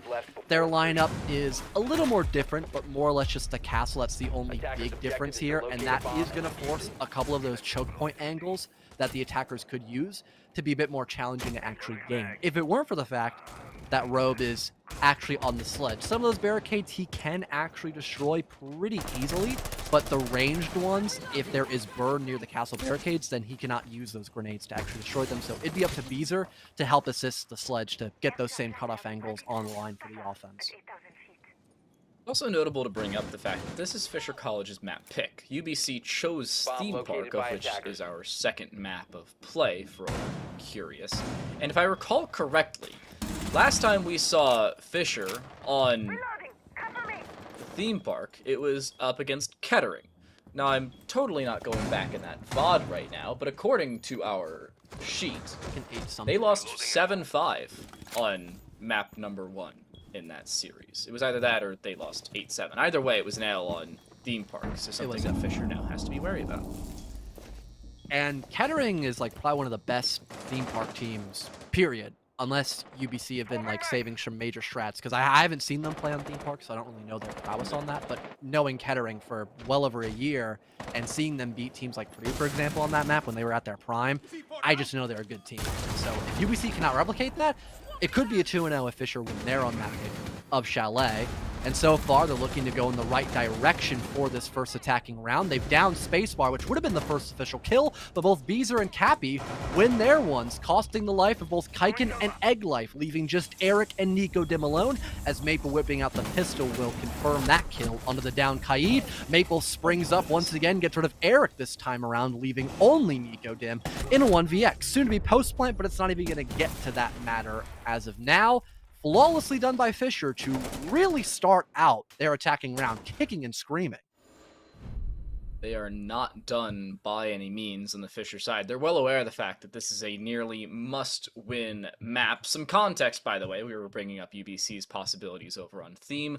Last time we saw them on Theme, it was against Bradley University in Week 3. It was a 2-0 victory for them, by the way, and they won 7-3 on the map. It was the second map of play and their map selection. So, if all was to go to plan, Fisher would not only look to pick this map up, but UBC would probably pick up a return. Because while yes, Kettering is one of the better Theme Park map players or teams overall, not only collegiate, but in the NECC as a whole, you're looking at Fisher, can they return that up against UBC, who's a little less battle tested? This same site? Yes. I looked away for just a little while during the selection phase and was like, I wonder if they're extending for a dining defense or if they're going back to the same site. UBC up to mirror match what we just saw a little while ago. Say almost a carbon copy of what they brought last time as well, except now they don't have a Frost, and they also do not have an Aruni. Or they do have an yeah, no, they don't have a name. I almost mixed up the two names of the zombie and Aruni. My mistake. Been a long night. So. I do that with Amaro as well. Yeah, they need to stop making so many like A-letter operators that almost sound the exact same. It is just, it's so brain melting half the time. But I digress. If it was A ending with a consonant, sure. They have 3 different A operators ending with 2 different vowels. Azam E, Arun E, Amaru. Like, that's just disastrous. Different sounds, please and thank you very much. Yeah. Okay. Anyway, we'll remove our grapes of name for the time being. They may come later. No guarantees. Maple, nade up, won't do any damage. We'll at least find the fact that nobody's there. Yellow ping across. They'll look to aggress off the back of it. There should be continuous yellow pings, or at least information to play off of. Egg life up above. That nade not really targeted for them. I believe spacebar should be the recipient, however, is currently safe on impenetrable flooring, and Maple will indeed use their second nade and find nothing with it. So, for the time being, UBC safe from exploding floors. A little shocked anyone tried to play in that roam game to maybe prolong those positions gathered by the offensive side. But at least no one died to those grenades. Good intuition to hop up on those tables and make sure you're not going to get caught by those spam frags underneath. But seems like Fisher have still made their way top solar, only losing out on Robe, who had already probably done a good chunk of his job with those grenades. And they're able to get rid of Egg Life in the process. Not the biggest concern as of right now. Yali almost connecting a kill on the player towards Closet, but just narrowly missing out on that opportunity. Still, that 4 versus 4, but good use of the Selma to actually break down that shield. Kaiken, though, just swings out while he gets rid of Beezer. Yali there on the trade, but still, not a lot of ground covered. Yali now finds a second one, having that opening from the Selma to catch the guy Closet. Spacebar finally shuts down Maple, but still, there is an opportunity to maybe get this plant, and if they can isolate the guy inside a Closet, this could be a winnable position. I don't know if they know Nicodem's there. Nicodem has picked up where Eric left off, and that drone actually doesn't clear it. Yali has no idea. Nicodem, playing close corner, will be able to find the kill. The false sense of security lulled into for the Falcons, and it's now just down to Cappy. 1 versus 2. Nicodem far removed from their previous position they held, and the UMP trying to play the headshot angle. Cappy does avoid it for the time being. Flashbang prepped up and over will indeed go through. The second one at a bare minimum, but there's redundancy. The TCSG on that door will find the kill, and Spacebar ends the round. UBC, first time, not so much. Second time is indeed the charm for them, as they tie us right back up. Fantastic play by Nicodem as well, as I can't even fault Fisher for not droning that, because nobody saw anyone rotate back in a Closet. Yali just made the comm, Closet's dead. They're expecting someone probably by piano or maybe near the bathroom door to retake that position, and the other person I believe was just confirmed to be over in offices, so that's good info right then and there, since you didn't drone past that little, I guess, cabinet area inside a piano looking near the bathroom doorway. So process of elimination, they should be there. It was just a perfectly timed play by Nicodem to sneak in, stop the planter, and they don't stick there either to maybe have a trade happen. They fall back and play close to their teammate to really sink in that man advantage they have, with only about 20 seconds or so left for that lone attacker to either force a post plant and play a 1v2 retake against them, or to just try to work 1-for-1s when both defenders are playing quite close to trade one another. That was a great bounce back by UBC, but still so close. Almost a little too close for comfort. But at least now they're going a bit more of a default site of Bar and Gaming. So maybe getting that instant site control is going to be a lot more challenging for Fisher unless they were to just rush. But based off their lineup, it does not seem like a rush. I think we can confirm. Yeah. Don't want to just play Ying every other round and like just hop in the site in like 30 seconds. Yeah, just L comp. Coach, so mid. Coach / IGL Yali bringing a mid comp. SMH Not my the head. Habama. Yeah. What? Have you never seen that picture of like, it's the, what do you call it? What's the collab between Barack Obama and Habana? So I just say Habama. Habama? It's such a funny image. You have to look it up when this game is done. That's a Google search. I beg you. When I throw it back to you. Nicodem Still playing inside a library. Should be safe here. This is not a position that could be easily naded out. Eric is actually the one to play inside a mezzanine. We saw this occupied by Yali when she was playing on the Azami. Not too surprised by that, to be completely honest with you. Good positioning here for Eric, playing around their own frost mats. One towards the library double, one towards library single, the final towards the mezzanine double as well. But they do force Nicodem out relatively early, albeit not as early as I think they would like. It took them about an extra 30 seconds or so to do so, assuming Nicodem wasn't actually there. But nonetheless, library's clear. Information as to the whereabouts of Eric has been gained as well over towards whoever occupies the top of library stairs, that being spacebar. So info and a little bit of ground game here for Fisher. About a minute 15 into the round, not the worst thing in the world for them. And they only wasted a couple Capital bolts to get the guy at a library because the Gemini replicators will just recharge over time. So wasn't a lot of utility. I think the only thing Fisher are low on are drones. There's 2 in total, and that's mostly it. And they still haven't hopped into library. They're still waiting to break this back wall, where Eric could still just play here. It's not really a huge concern for him as of right now, and the cutoff player main balcony isn't really playing all too aggressive against Eric either. They could try to isolate this guy top mez and either force him to fall away or get aggressive, and that finally happens, but it did take quite a long chunk of time, and you still have spacebar. If you don't clear this guy out in, I'd say, 10 to 20 seconds, this could be the round completely over and done with, because there's just too much on your plate right now with such little time and resources at this point, because you have spent so much just clearing out library, not even top blue yet.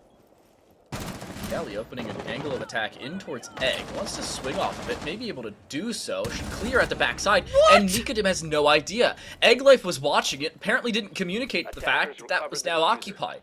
Egg Life now looking to play aggressive in through the rotate, has no denial utility, but Kaiken has vacated the premises. They want to play yokais for post-plant, or plant denial, whichever one comes first. The first yokai will gain information. Cappy looking to get this diffuser down. He's doing so in the default position, so the yokai should be watching it, but there's a smoke to mask their position, and they get the diffuser down. The yokai too little, too late, and in a 1 versus 5, Kaiken will have to retake onto 3 different avenues of attack. The MP5 SD, yeah, it'll do damage, but it's all of about 9 onto Yali's whereabouts in through mid, and absolutely nothing can be done for the rest of this round. Kaiken will walk straight into a meat grinder. They will find exit frags at the very best.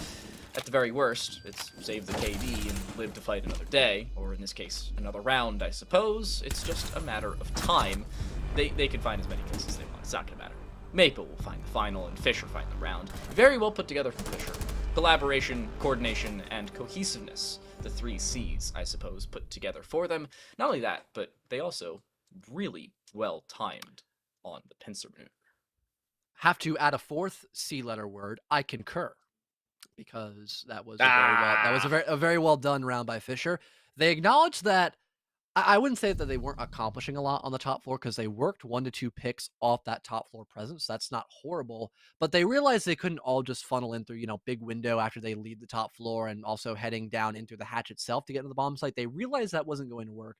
So they also had a couple players stack up, rotating down to the garage like we saw Yali do with the Habana. That eliminates the stock presence, so it's much safer for your big window player to get into the building while having coverage on someone from the hatch. But also having people dive down in through fireplace as well. So you have better positions for the rest of the bomb site. No one can hide in bar, hold those long angles, again, deal with a big window player, and stop anyone dropping down hatches. So everything on that round was accounted for by Fisher College. And for UBC, they, although wasted a lot of time on the top floor, they just didn't have a lot of info to work off of. The yokai play didn't work out at all. Not a single second was stalled with the help of those echo drones, and only after the diffuser got put in the ground did a single yokai actually detonate onto someone, and I don't even think that yokai was in the bomb site too. That's just even more insult to injury. But now UBC, a little more aware as to how Fisher are going to attack this bomb site. They'll reattempt it, maybe hoping they can waste even more time, potentially, and maybe that'll allow them to get a round win overall. But the echo with both yokais off-site, it definitely seems a bit concerning. They're doing it again. I don't Yeah. know if it's to keep Maybe them one will up be in or- library. That wouldn't be horrible if you look for the hatch window. Yeah. especially quickly so. Beezer will open up the window. We play another game of Frostmat Roulette, which Frostmat may find a down should Fisher actually rest on the top floor, rather than just opening up the top floor and then waiting a minute and 10 seconds to do absolutely nothing with their previously gained real estate.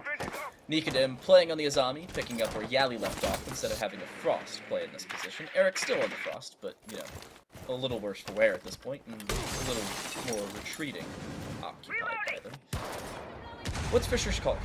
Similar to that of the previous round, just this time around it's an Azami to clear out, and you also have very chaotic position to block from Eric on the Frost. I would assume so. Maybe having Robe be a bit more aggressive on the sledge to help deal with that player top Mez. There's Beezer. Off the play of that Gemini, he knows there's no Frostmat and just goes right in, gets the opening pick onto Eric. And now you've got Maple just being the live Gemini, so to speak. They get the location on Spacebar. Can Beezer, though, work a pick off of that? Not for right now. A bit of silence across that area, and Spacebar actually gets out from securing that trade. And Yali doesn't know. Oh, Yali no. doesn't know Oh, no! Nikadim, such a smart play, does not shoot the drone, instead catches Yali out, who played that exact same position in the previous round. Switching round to round while still playing the exact same site. These are these mid-game switches that UBC need. This is how they can come back from the deficit they currently lie in and look to force a 12th round. That's what I mentioned, though, during the round itself, is having the adaptability factor here for the defense when you have a repeat of a site, doing so relatively well for right now. Still, 3v4, definitely not impossible here for Fisher, but now UBC, they're also setting up the Yokais. If they can keep numbers up, generally just make sure Fisher cannot enter the bomb site safely, those Yokais could really gain value. And just in general, Kaiken's position, being able to get info or have his dead teammate of Eric feed off with those Yokais and having that long angle to poke and prod at from Dining Room could just be so potent in these final 20 seconds. They know about the Echo. They know they have to go. It's either find the Echo and push, or go now and hope they find no longer efficacy. Beezer will fall. The overaggression will cost them, but it's still a 2 versus 3, and time's ticking off that clock. They still have yet to snuff out the whereabouts of the Yokais. Robe will have to look up if they want to have any shot in this round. They also have to retrieve the diffuser, of which is currently not in their possession. Egglife will make sure that is a continuity, and that UBC will make sure all of regulation is required to determine, at a bare minimum, whether OT is a requisite, or if we have a victor in regulation. We talked about that coordination as well. I'm a little shocked that we didn't have the second the top Mez player died, anyone from top main heading in from that position. We didn't have anyone really backing up Beezer besides Maple themselves, which they ended up dying to the guy over-aggressing by blue. If, again, you had someone hopping in from top main after that call's been made, expecting the guy blue to work a pick, that could be a 5-on-3 potential, and you are in the same position you were quite literally last time that site was in play. You've got top floor control with about a minute 30 or so on the round. You've got Yali rotating over into garage, which we saw that fail, of course. We have the hindsight for that. But let's say if it didn't work out, you're quite literally set up in the exact same way you were last time with the Echo off site and everything, the whole 9 yards. But just that small miscommunication that we've talked about a couple of times became the biggest make or break for Fisher, and it just broke against them that time. UBC, once again, keeping things quite even. And now they go back to Master, which they haven't... No, they did win last time they played this site, but it was a narrow 1v2 position that could have gone a lot more south for them. The time before that, they did lose quite handily, I would say. At least they've won it before. True, but there are 2 different rounds in which if Fisher correctly drones, more specifically actually Yali, I suppose, they properly win the round. First instance was Nikadim playing that closet corner, in which was cleared out prior because Eric had to drop away from the position and inevitably died. But it was 2 different false senses of security. One towards Snowmobile Garage, as we saw in the previous round, and then one towards that master bedroom. And remedy that, Fisher win the 7-3. Because Yali gets the plant down round number 1 that I'm talking about, and in the second is able to find the kill on a Nikadim, and or at least stay alive for the time being and have a late-term flank. Now Fisher need to play from an even advantage, albeit the attacking side a little bit favored overall, and UBC will have to play a tertiary bomb site should they win here, but it's still a position in which they have the advantage because, long-term, the defense should be victorious, really on any map. Maple made prep from below, but will not try and lock that in. Nate actually would have found a kill there, considering how much damage the concussion blast did. Nonetheless, Beezer will back away. And actually, playing the Zofia this time around. The shield is up as well still, so that just created a small sight line. And with a grenade of Maple, that could have probably worked the first time around. Actually, I think it was Zofia charge because the shield was on a hard location. Wow, okay, Nico, that's based. Good kill on the robe, I should say. Beezer's there in the response using that vertical hole from his explosive lifeline. I think he used the lifeline because they knew the shield was on a hard floor, so they couldn't just nade it. They had to use that Zofia charge to get a better angle onto the shield too. So good coordination, I'd say, there by Fisher. And after Nico had his surprise attack on that round, at least they returned the favor onto Egg Life. They know one's off site, and that's a major kill as well. Yali getting rid of the smoke, 0 stall potential now for this play. They could just hop into site and plant, and Yali does so immediately, having the info that she's the one who killed the smoke. Nico did what good denial so far, racks up 2 separate kills from Bathroom.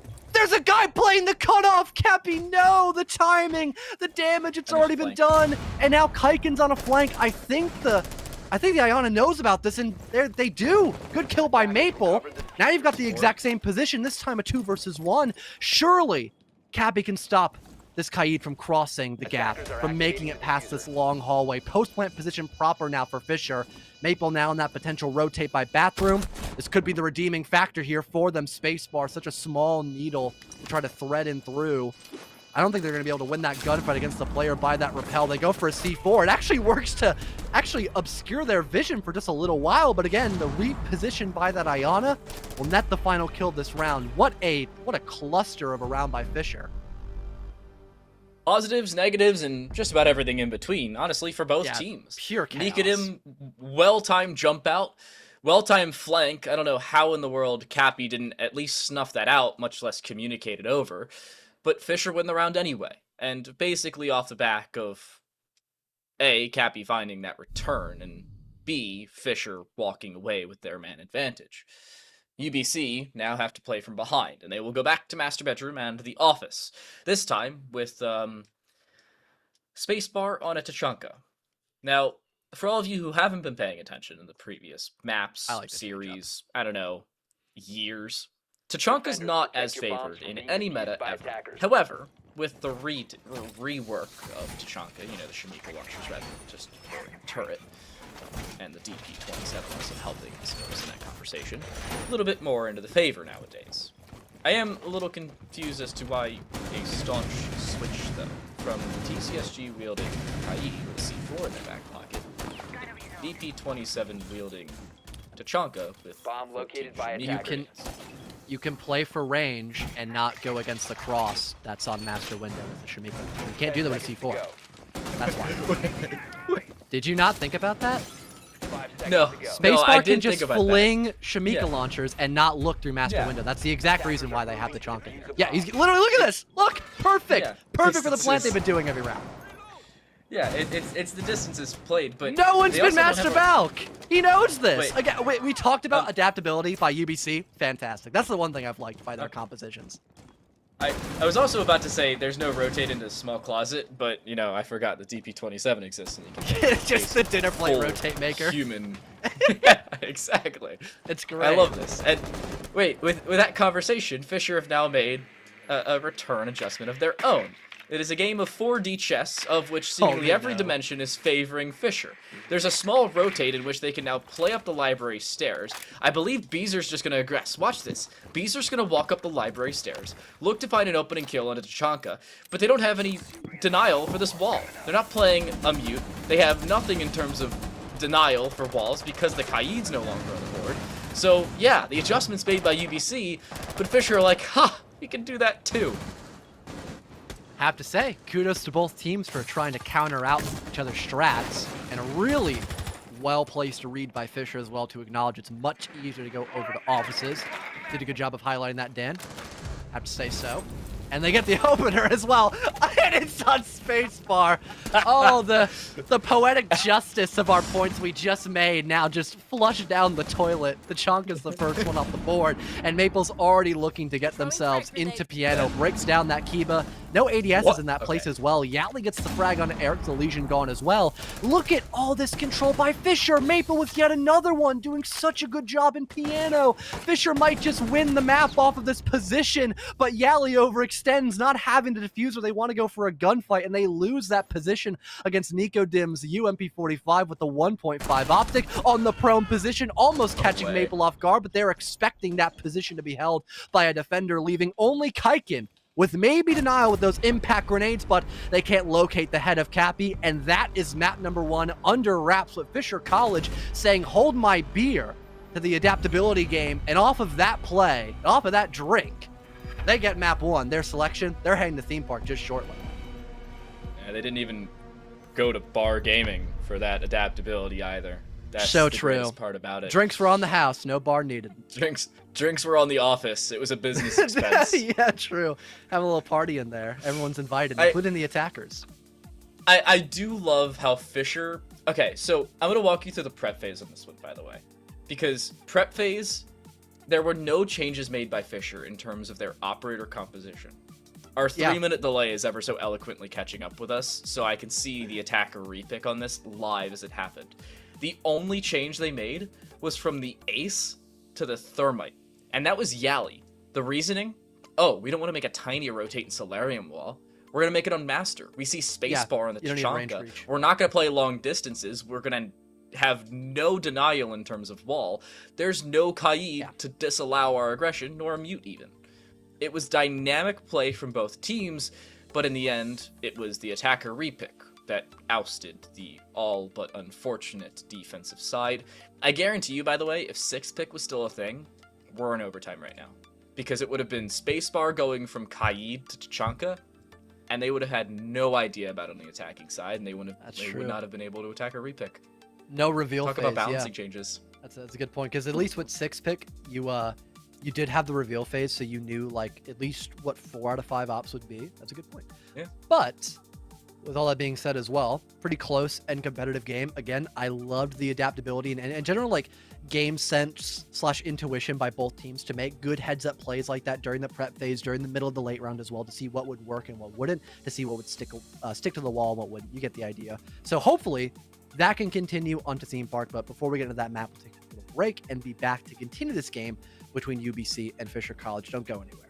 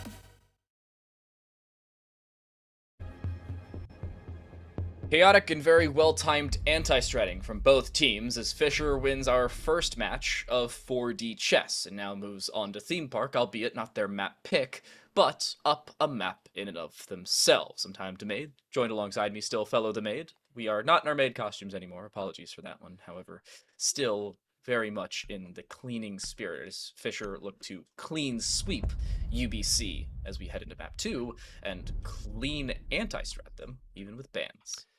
Yeah, currently we're on our, I guess, smoke break. We're going to see if Fisher can smoke UBC's pack on their own map selection of Theme Park. Please ban smoke. I really want them to ban smoke. That'd be hilarious. Maybe we'll see that. I doubt it though. Both teams brought out smoke relatively frequently. I wouldn't say like a whole lot, but just depending on the site, if he was good on it, then they would bring him out. But you mentioned the OSA pick.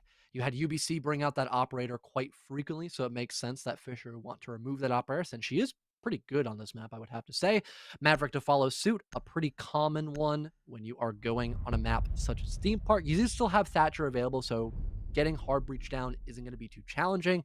Mira as well being taken off the board. Yeah, I mean, besides that OSA ban, everything looks pretty darn similar. And unless Fisher want to maybe target ban again, they're probably going to just ban Valkyrie. That would make the most sense unless they want to use her for their defensive half.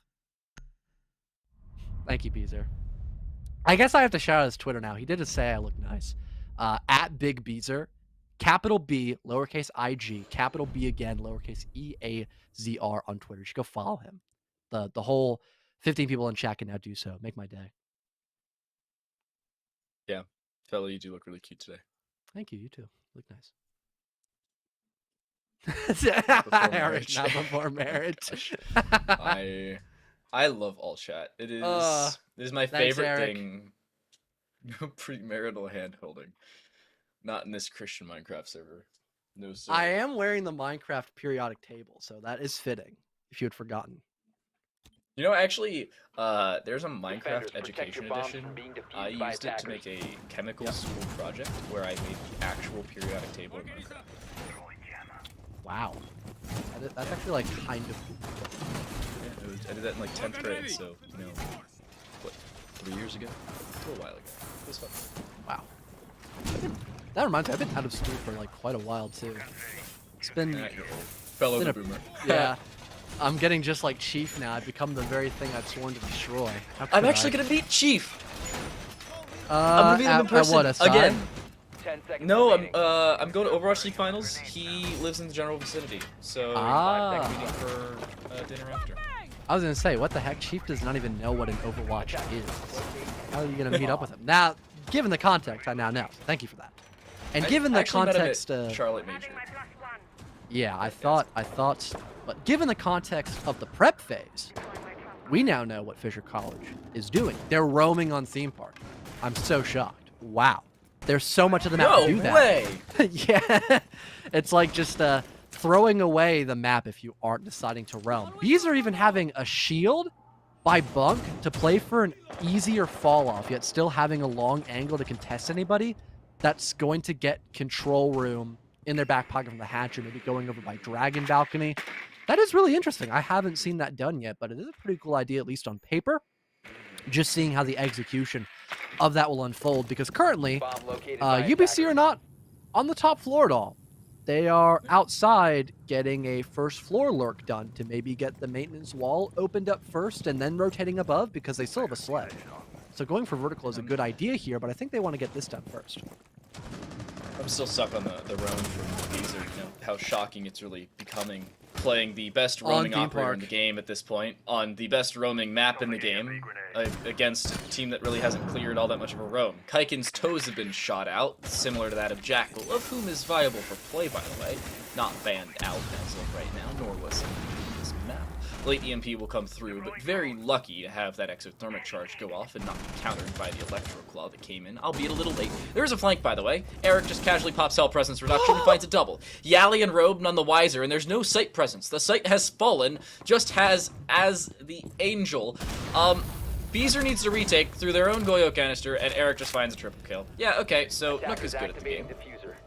Golden opportunity found by Eric. That's going to pay dividends for this round altogether. Even if Eric dies, I mean, he's just been the, I guess, the martyr of this round before even acknowledging their own death. Kaiken good for one and Spacebar to follow it up. So I guess being a martyr doesn't apply to this round because the Nook didn't even die, but they just walked in to Death's doorstep and kicked them out of their own house. That was perfectly spotted by the Nook to acknowledge there was nothing to slow them down or give info for the defenders to know that they're pushing in from split. And that just opens up the bomb site, force the retake like you mentioned, and that grants UBC a very simplistic round by ignoring the roam completely. I've Googled what's a martyr if you live. Turns out it just says Attackers need to locate and defuse bombs. vying for a slot. I don't know, whatever like dignitary you're looking for. There's no real definition of that. I was gonna bring in something that sounded like remotely smart, but I've got nothing for you here, folks. Fisher, however, I think smartly are switching things up just a little bit. Now, albeit their overall composition is a carbon copy, they still have the Vulcan canisters. Bees are still gonna roam, unsurprisingly so. Again, best operator roam on the best map to roam, and he's good at the game. Why? Rogue on with the ADSs. The only thing I think they're going to be wary of, a little bit differently to that previous map, is that of the aggression that could come through from Eric. And I'm a little surprised you don't see a Melusi switch, because Cappy was actually fairly good on the Melusi back in map 1 on the defensive side, so it actually wouldn't be a terrible decision. And the test server changes that were going to come in for Nook, where she doesn't activate any presence or area of effect-based utility, didn't actually come through. I really wish it did, by the way. She was really good. Wow, that was such a long time ago, too. Yeah, it was almost 2 years. I was going to say, it was at least 3 seasons ago, which would be 9 months. So yeah, that adds up. That would have been a whole baby between that and our changes. Dude, that would have probably made Nook way more meta-defining before her time even. That's crazy to think about. One little thing of like, oh yeah, she doesn't get detected by like Banshees or Gers mods. It just makes a whole difference. UBC, though, probably don't care about those theoretics. They're focusing on the now, trying to get this Cafe corridor control, pushing from Cafe itself. Maple, nice shot on a Nico Dim. Nomad gone, so that flank potential is definitely a lot stronger.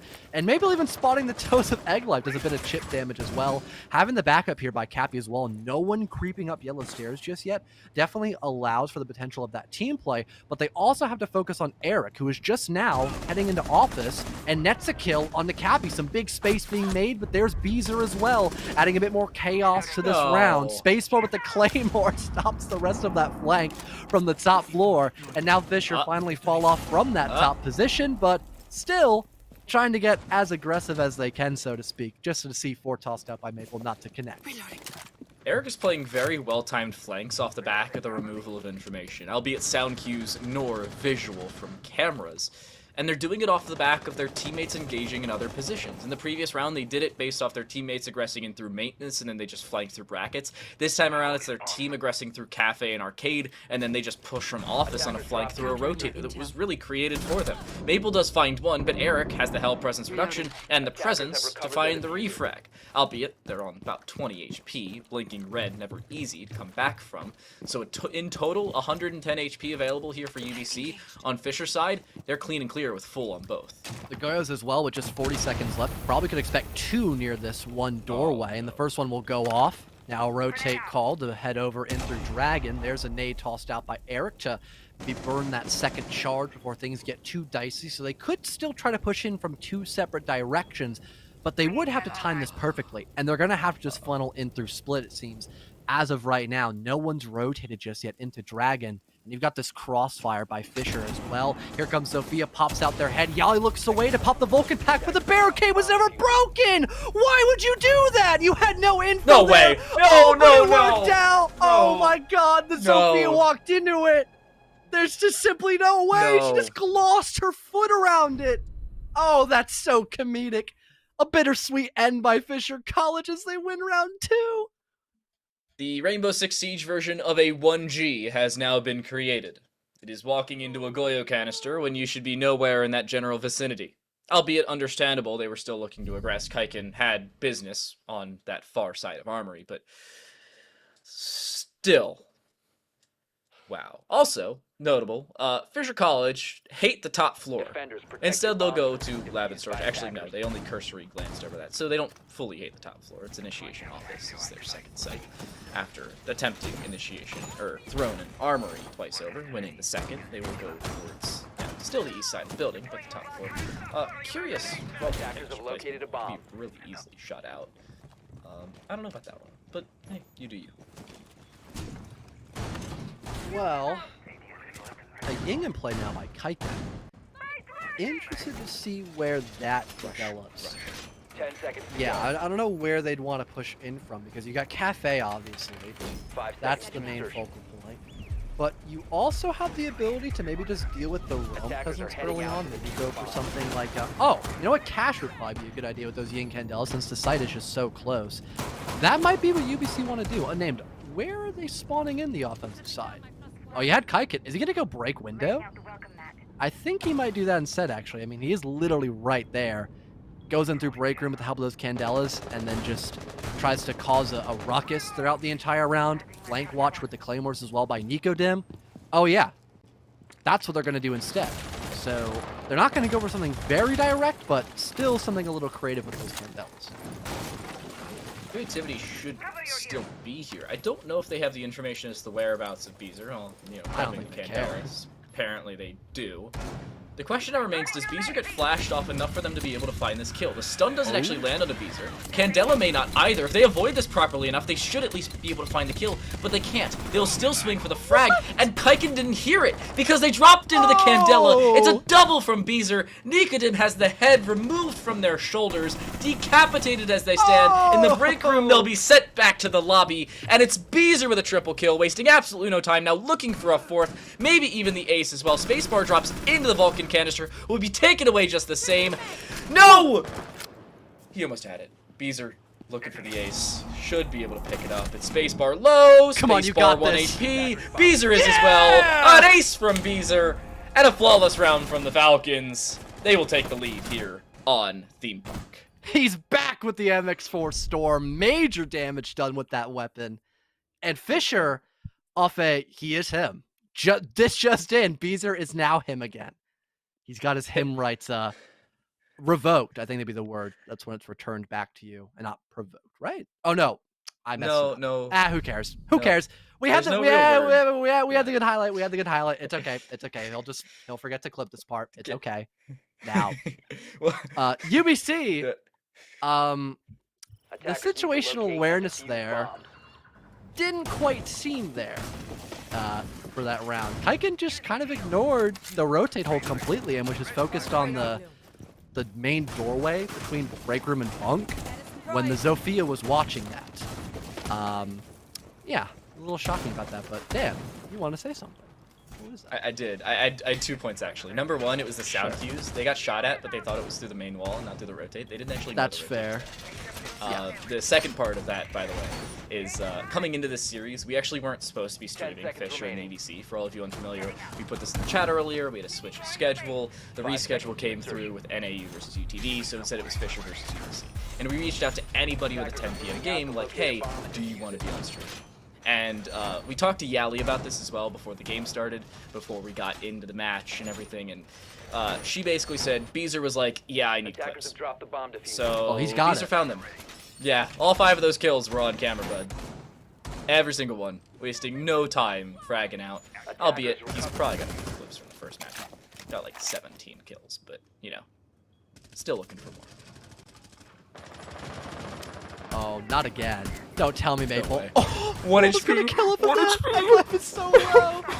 They're still like scamping over They the have a dream drone hole surges. too. Attackers have Oh my located goodness. bombs. Yeah. Thank God for Spacebar bringing out the Finka. And Nicodem with the Claymore kill gets rid of Beezer.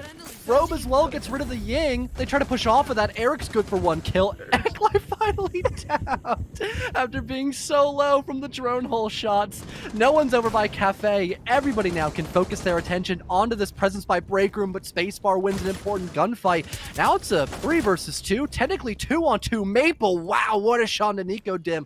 Spacebar has to wait for that Finka boost to pop back up to maybe revive Egg Life. That could make things a little more winnable.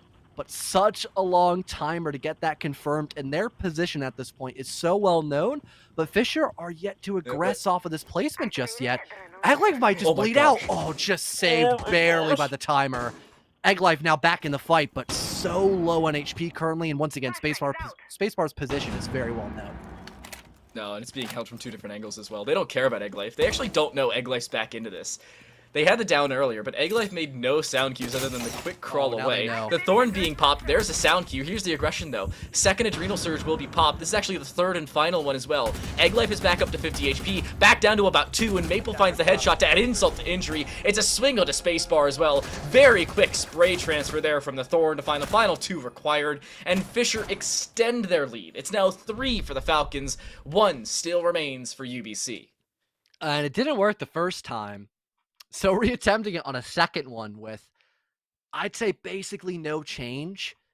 Definitely a bit of a slap in the face, since we talked about how strong the adaptability was by UBC on their opponent's map pick of Chalet. But really, what changed that round between, round number 3 and 2? Pretty much nothing. I mean, you had the same 2 people hop in from break room. I think they had another person of Spacebar to assist that time. You had someone pushing in from cafe side, and then the last guy, I believe, was trying to lurk up either arcade stairs or yellow stairs. Yet Fisher probably did less to set up. In fact, they made no rotate, so if someone were to die near break room, you'd still have to only worry about the one doorway in a break room. So they did even more to make sure that play would get denied, and UBC just walked right into that death trap. Albeit, it was a close affair. Fisher still played really well, working off each other and being rather passive, so once they got those couple of kills, they really did force a hand of UBC to either rotate out of break room and go somewhere else, or commit to it at a very perplexing angle. 10 seconds left before insertion. I'm still perplexed as to how definitively the last 2 rounds have gone Fisher's way. And Fisher, now going back to the first site they won, also technically the only site they've lost, at the Throne Armory. Looking to make it, I suppose, 66.7% win rate on this site. They want to at least have above 50. They don't want to allow UBC a way back into this map. If Fisher win here, they at least solidify a 4-1. They'd most likely go back to Initiation Office, of which they won, I wouldn't say cleanly, but they won nonetheless. And you're looking at UBC and saying, do you have a way back into this map now? Because that would probably be 4-2 or either 5-1. They do find an opener to Cappy, so the mute's taken care of, but Cappy, also in the previous 4 rounds, doesn't have a kill either, so I suppose it's really just utility off the board. UBC looking for the 3-peat on this round, not in terms of wins, but bringing out the Ying. Still a pretty strong op to go in for those executes if they're alive. Maple with the long-range sniper shot with a SMG. Impressively done by the Goyo, leaving that Ying once again ineffective. And Eric, thankfully the nade did not leave their hand. That would have blown themselves up and made a really fatal pack-a-punch in that position. But Beezer, I think he knows someone's downed in that area. They want to try to confirm that kill for their teammate. Maple doing so instead, making it a true triple kill for the Goyo. Leaving now just Spacebar and Egglife still trying to clear out this top floor. Not all successful in that endeavor as of right now. They have info that most of this presence has probably fallen back, but have they completely given up the top floor? That remains unknown. Probably expected to waste about 20 to 30 more seconds in these positions. Gives the offense about a minute left. And if Fisher, if they really wanted to add more salt to the wound, they could try to retake that top floor and just be as explosive as ever. But instead, they're going to play off of their utility, which on paper wouldn't be a bad idea, but the 2 ops that are still alive are going to allow another entryway for the attackers to work with because, again, the Thatcher and Thermite, they are still alive. They can get that yellow wall opened up, but with the amount of players that are still alive, it might not matter in the grand scheme of things. No, and the problem still remains here for UBC. Well, yeah, you have your 2 support operators up. You don't have any 100% clutch potential fragging operators. Eric is dead, top fragger for the team thus far. You will be able to open at least 1 wall, but, well, there's already a flank being set up, not only on that wall specifically, but bees are around through storage, lab, and now through this bathroom position. Finding Spacebar, dropped. Egglife, well aware of that position now, shoots out first attempt. Second for Beezer, will bait out the shot. Egglife playing with their own life and will now fall as Maple finds a 4K, and Fisher find their 4th. Firing on all cylinders, really, especially Maple. My I mean, gosh. I think every shot Maple hit that round was just, like, biblically impressive. Just barely seeing a sliver of these people and just click headshot. There's you can't really like counter that. That's just they don't teach that in Siege School. UBC, they could do nothing about that, really. Like Nope. their setup for that clear was not bad. It was very default. They just, I guess they didn't have enough info to deal with that Defenders, protect presence your bombs from being over defused by by attackers. cafe hallway / offices. So once the fallback had gone down, they expected they'd get that control for free. That might have been the issue. And because their lurk was meant to, you know, be a thing to happen in the late round, hence why you call it the late lurk. It wasn't deployed at the right time because it was meant for the late round, so you didn't have a cutoff near cache at all. So it had a lot of problems there for UBC. And big problem to look at right now is just the round differential right now, Dan. This map tends to be a little more 50-50 sided, sometimes favoring the attack more. And right now, they're at the deficit by 3 rounds, and they haven't really looked all too strong, except for on round 1. They've lost 4 in a row. And even round 1 was basically off the back of just Eric. I'm not gonna lie to you here, is a single hero play. We haven't seen much team play from UBC. Eric, since that round, by the way, has found 3 total kills. Found a 3K in that round specifically. The rest of the team won a piece between, I believe, Kaiken and NECC at that time.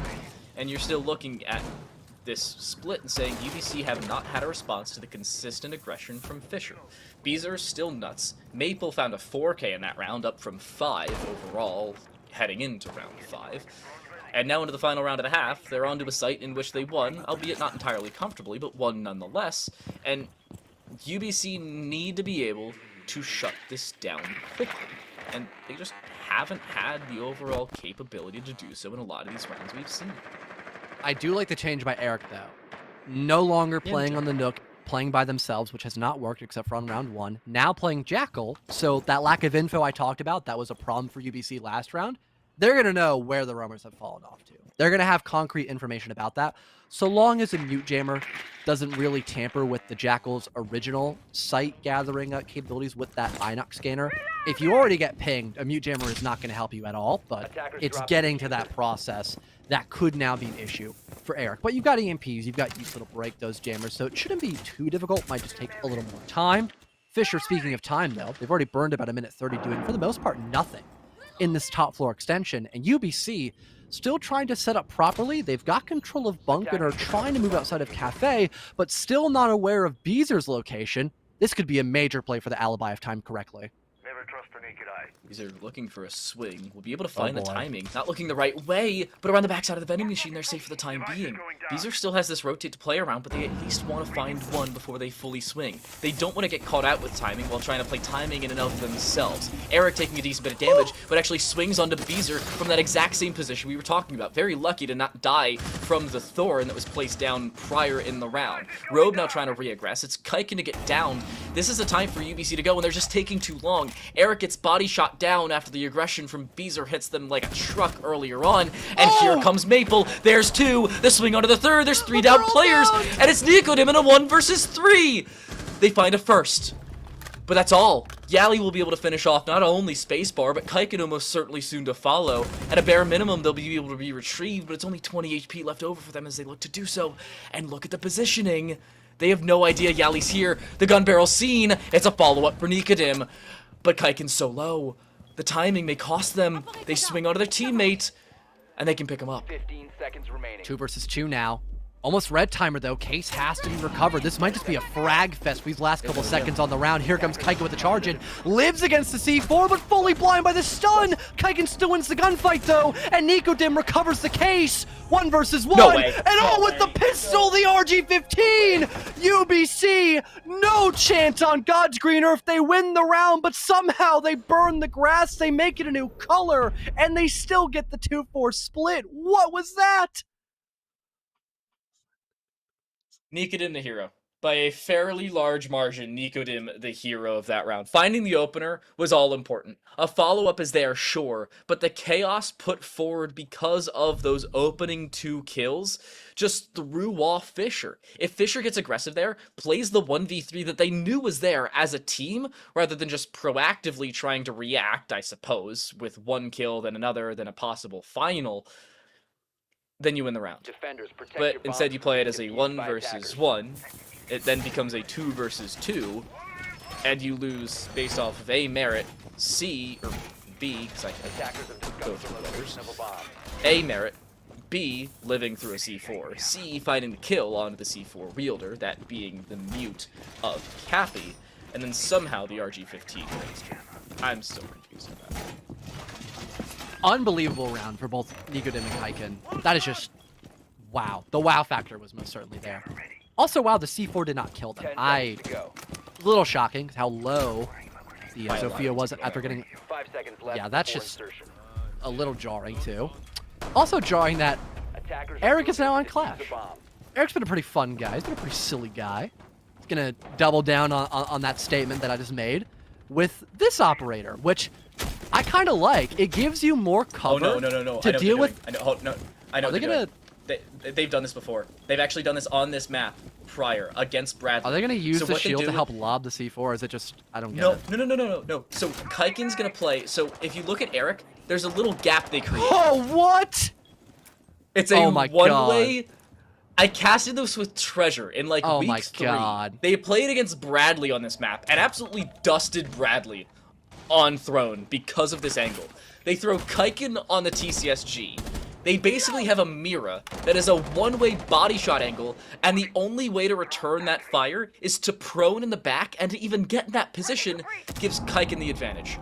Dude, that's like, and not even. Oh my god, Oh, C4 gosh. opener is all by Egglite. Nicely done. But I was gonna say, yeah, Eric provides more coverage for the guy in Throne. I didn't think it'd be that much coverage. Oh my god, that is a nasty strat by UBC, and clearly they put in the bookwork for Theme Park. Not everything translates into game day. I think that play most certainly will, though, if Fisher opts has to go before. through that maintenance wall. And, oh yeah, this is just dastardly stuff done by them. And on top of that, killing Beezer as well. Definitely going to slow down the remnants of Fisher, except for, I don't know, maybe Maple. They've been having a very pop-off game so far, now transitioning onto the Iona.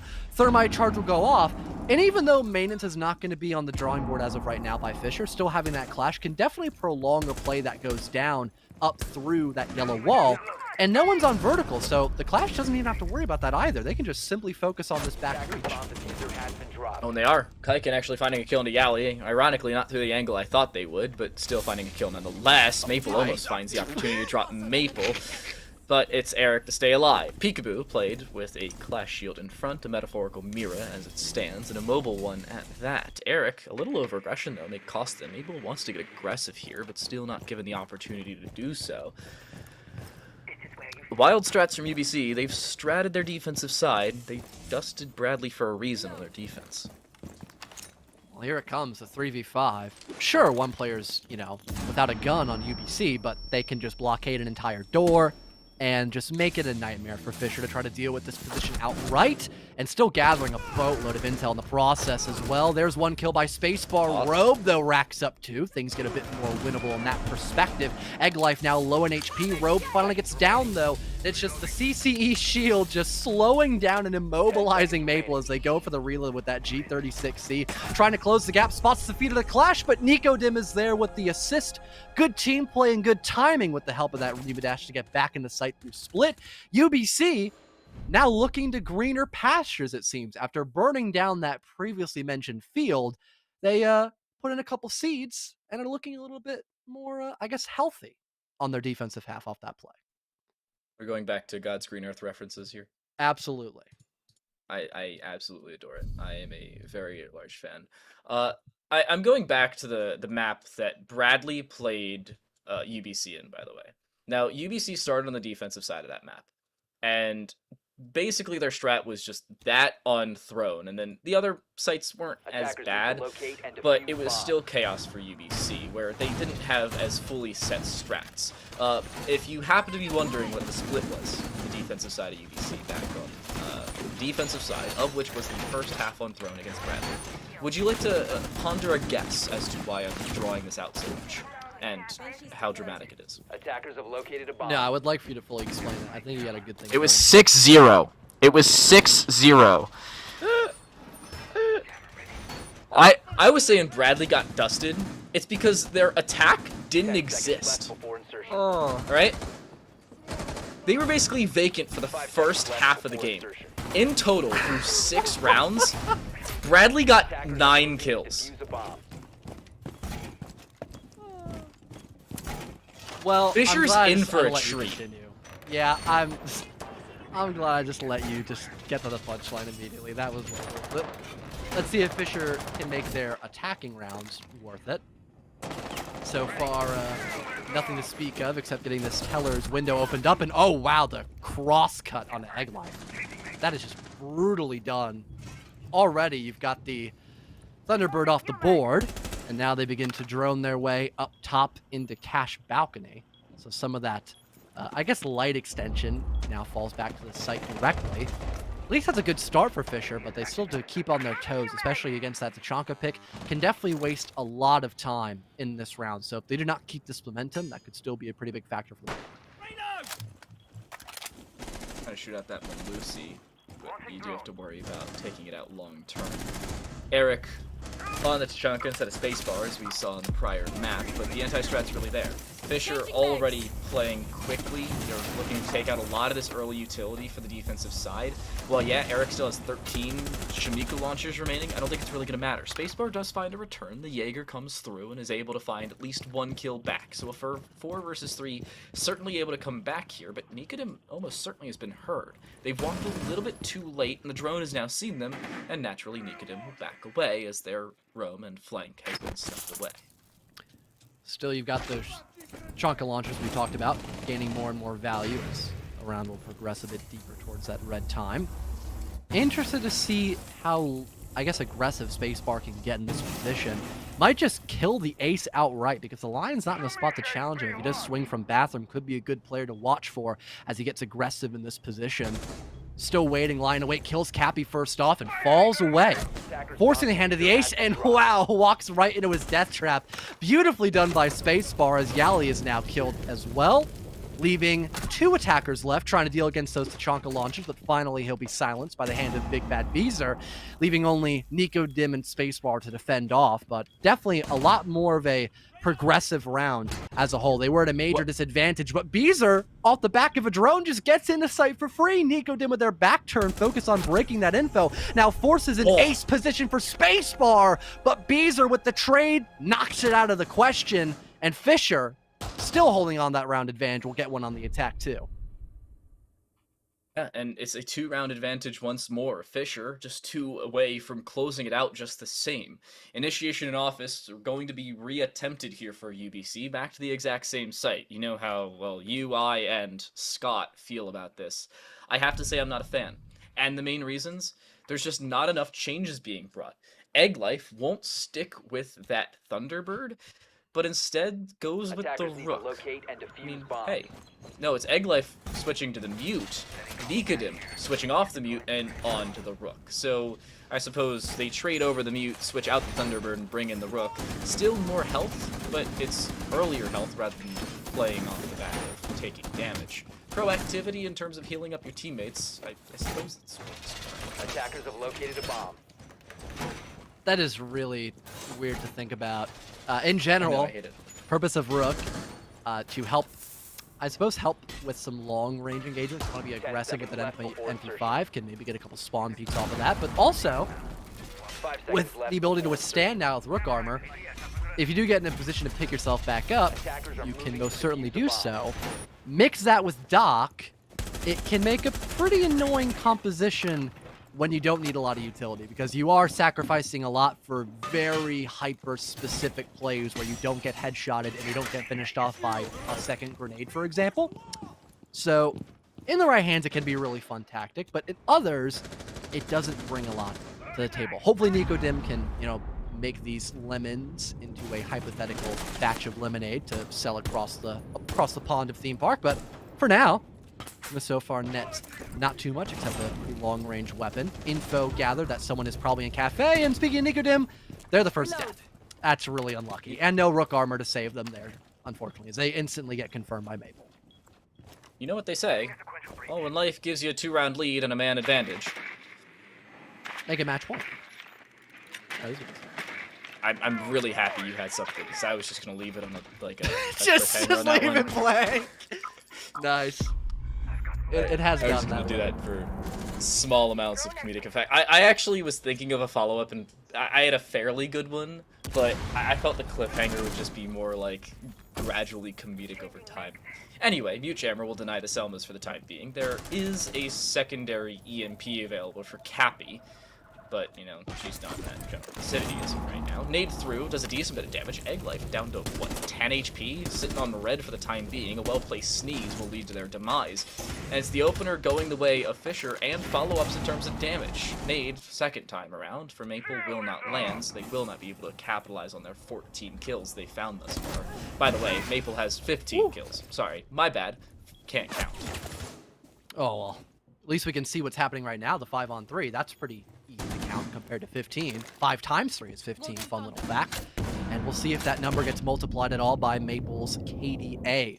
Space now, low on health. The grenade tossed out. That's going to damage Eric as well. Every single defender is basically under 50% HP. Egg Life, a good swing, but he walks back into a grenade, so currently down on the ground. Eric here to maybe recover that, but oh, there's the withstand factor. Pretty epic use of that piece of utility, and Eric mows down another. The plant's been taken off of by Yali, but here's the swing by Cappy, perfectly timed on the Lion. Now Yali's got tons of coverage to get that diffuser down. Egg Life forced on a complete rotate, and we're in the post plant off of that position. C4's available, can certainly snuff out the backside of initiation, but still has to clear Cappy, who is far removed from the site itself. Playing through a rotate, the diffuser not particularly planted for them, but it's not going to matter. Yali will swing off the back of sound cues on Egg Life's aggression, and the C4 rip will lead to their demise. The Fisher Falcons find match and series point to close this one out early and send UBC home packing, almost certainly out of playoff contention as well. Now, surely, UBC, there you go. I was going to say, they can go back to throw. They played that round incredibly well. Despite not having any roamers on the top floor, despite having a very unorthodox strat of bringing out the clash, you were able to stop the sledge from working a ton of vertical, only a little bit because he died with C4. And not only that, but you still force Fisher to funnel after they get the yellow wall opened up. I mean, that's just something you don't get to say out loud every day when you still have the yellow wall opened up and all that shebang going on by Fisher and having them deal with no roam presence. But now they're adding a rook into the mix to make things even beefier for their defensive lineup with several different 3 armors, more specifically Rook, Cade, and Clash. Well, those are like 3 armors. So there you go, John. Nice one. Pat in the head, genius. 10 seconds to insertion. Jaeger's a 2 Really? speed. So's Mew. I mean, No. There's only 3 on 5 this seconds to on insertion. the current composition. yeah, on the attack too. I think Attackers must Iana's like locate a and defuse a bomb. 3 speed. Zoph's 2-2. Sledge 2-2. Thermite 2-2. Thatcher 2-2. It's all 2-2s on Fisher. Oh, Iana's All 2-2. chilling at 110 health. Yeah. Oh, No, I was talking about like overall, like in the game. no, there's Tachanka. you There's a ca- couple others too. Yeah. There's Doc. But you like the specific wording. I was like, wait a second, isn't there more? Oh yeah, I definitely misspoke. That I could guarantee that I do that all the time. Which you It would is think that doesn't happen as a 11:50 caster. No, it happens very frequently. You're good at like bouncing back from those mistakes. That's the difference maker. Exactly. Well, UBC need to be able to pick up where they left off back in the previous part of this half, where their defensive side looked really good for one site. And then they forgot how to play Rainbow Six Siege for a small period of time, and they need to return. It's a question of, can UBC pull that off with their very set-in-stone composition that they have on seemingly every single time they play Throne Armory. Albeit, Nikadin does switch off, as we Attackers talked have about located a a bit. bomb. But is that enough of a switch, the extra 20 HP per player, to keep them in this map? The C4 is now missed, so that gamble of not having anyone on the roam is going to not pay off as much as UBC would like. More vertical gets put down, less of a denial for that. And now Fisher might try to get that maintenance wall opened up as well, but first, they want to opt to still get yellow opened up for them for the late round. That might force the hand of the clash a little bit more if they're not anticipating someone over by barrel more maintenance. But for right now, Fisher look to be in a pretty solid position so long as they can work maybe one gunfight here, and that would most likely be it. And even then, still down a gun technically with the fact Eric is currently rocking a shield.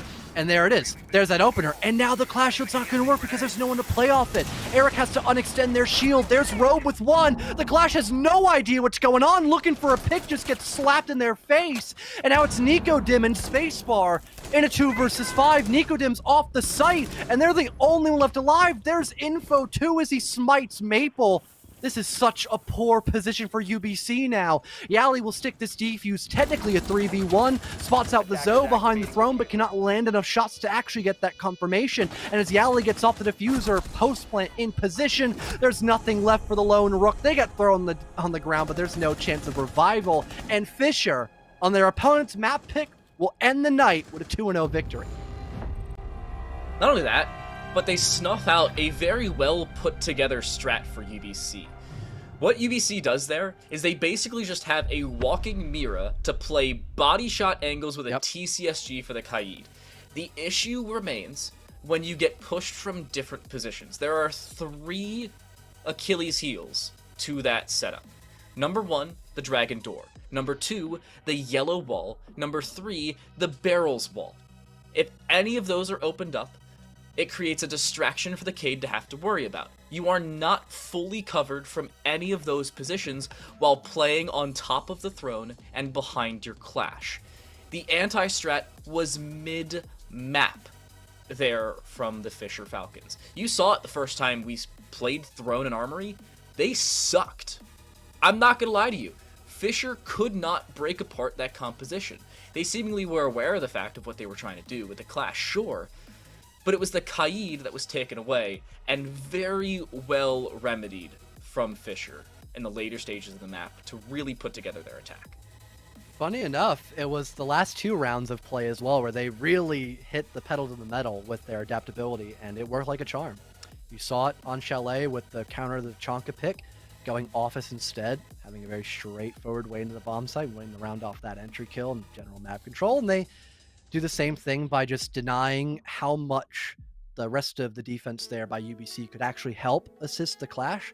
Because again, it's a very big gamble to not only refuse to roam, except a light lurk in the first floor, which is being held by Nicodem, which is fair because they're a Rook. They don't bring a lot to the table, so it's okay for them to roam.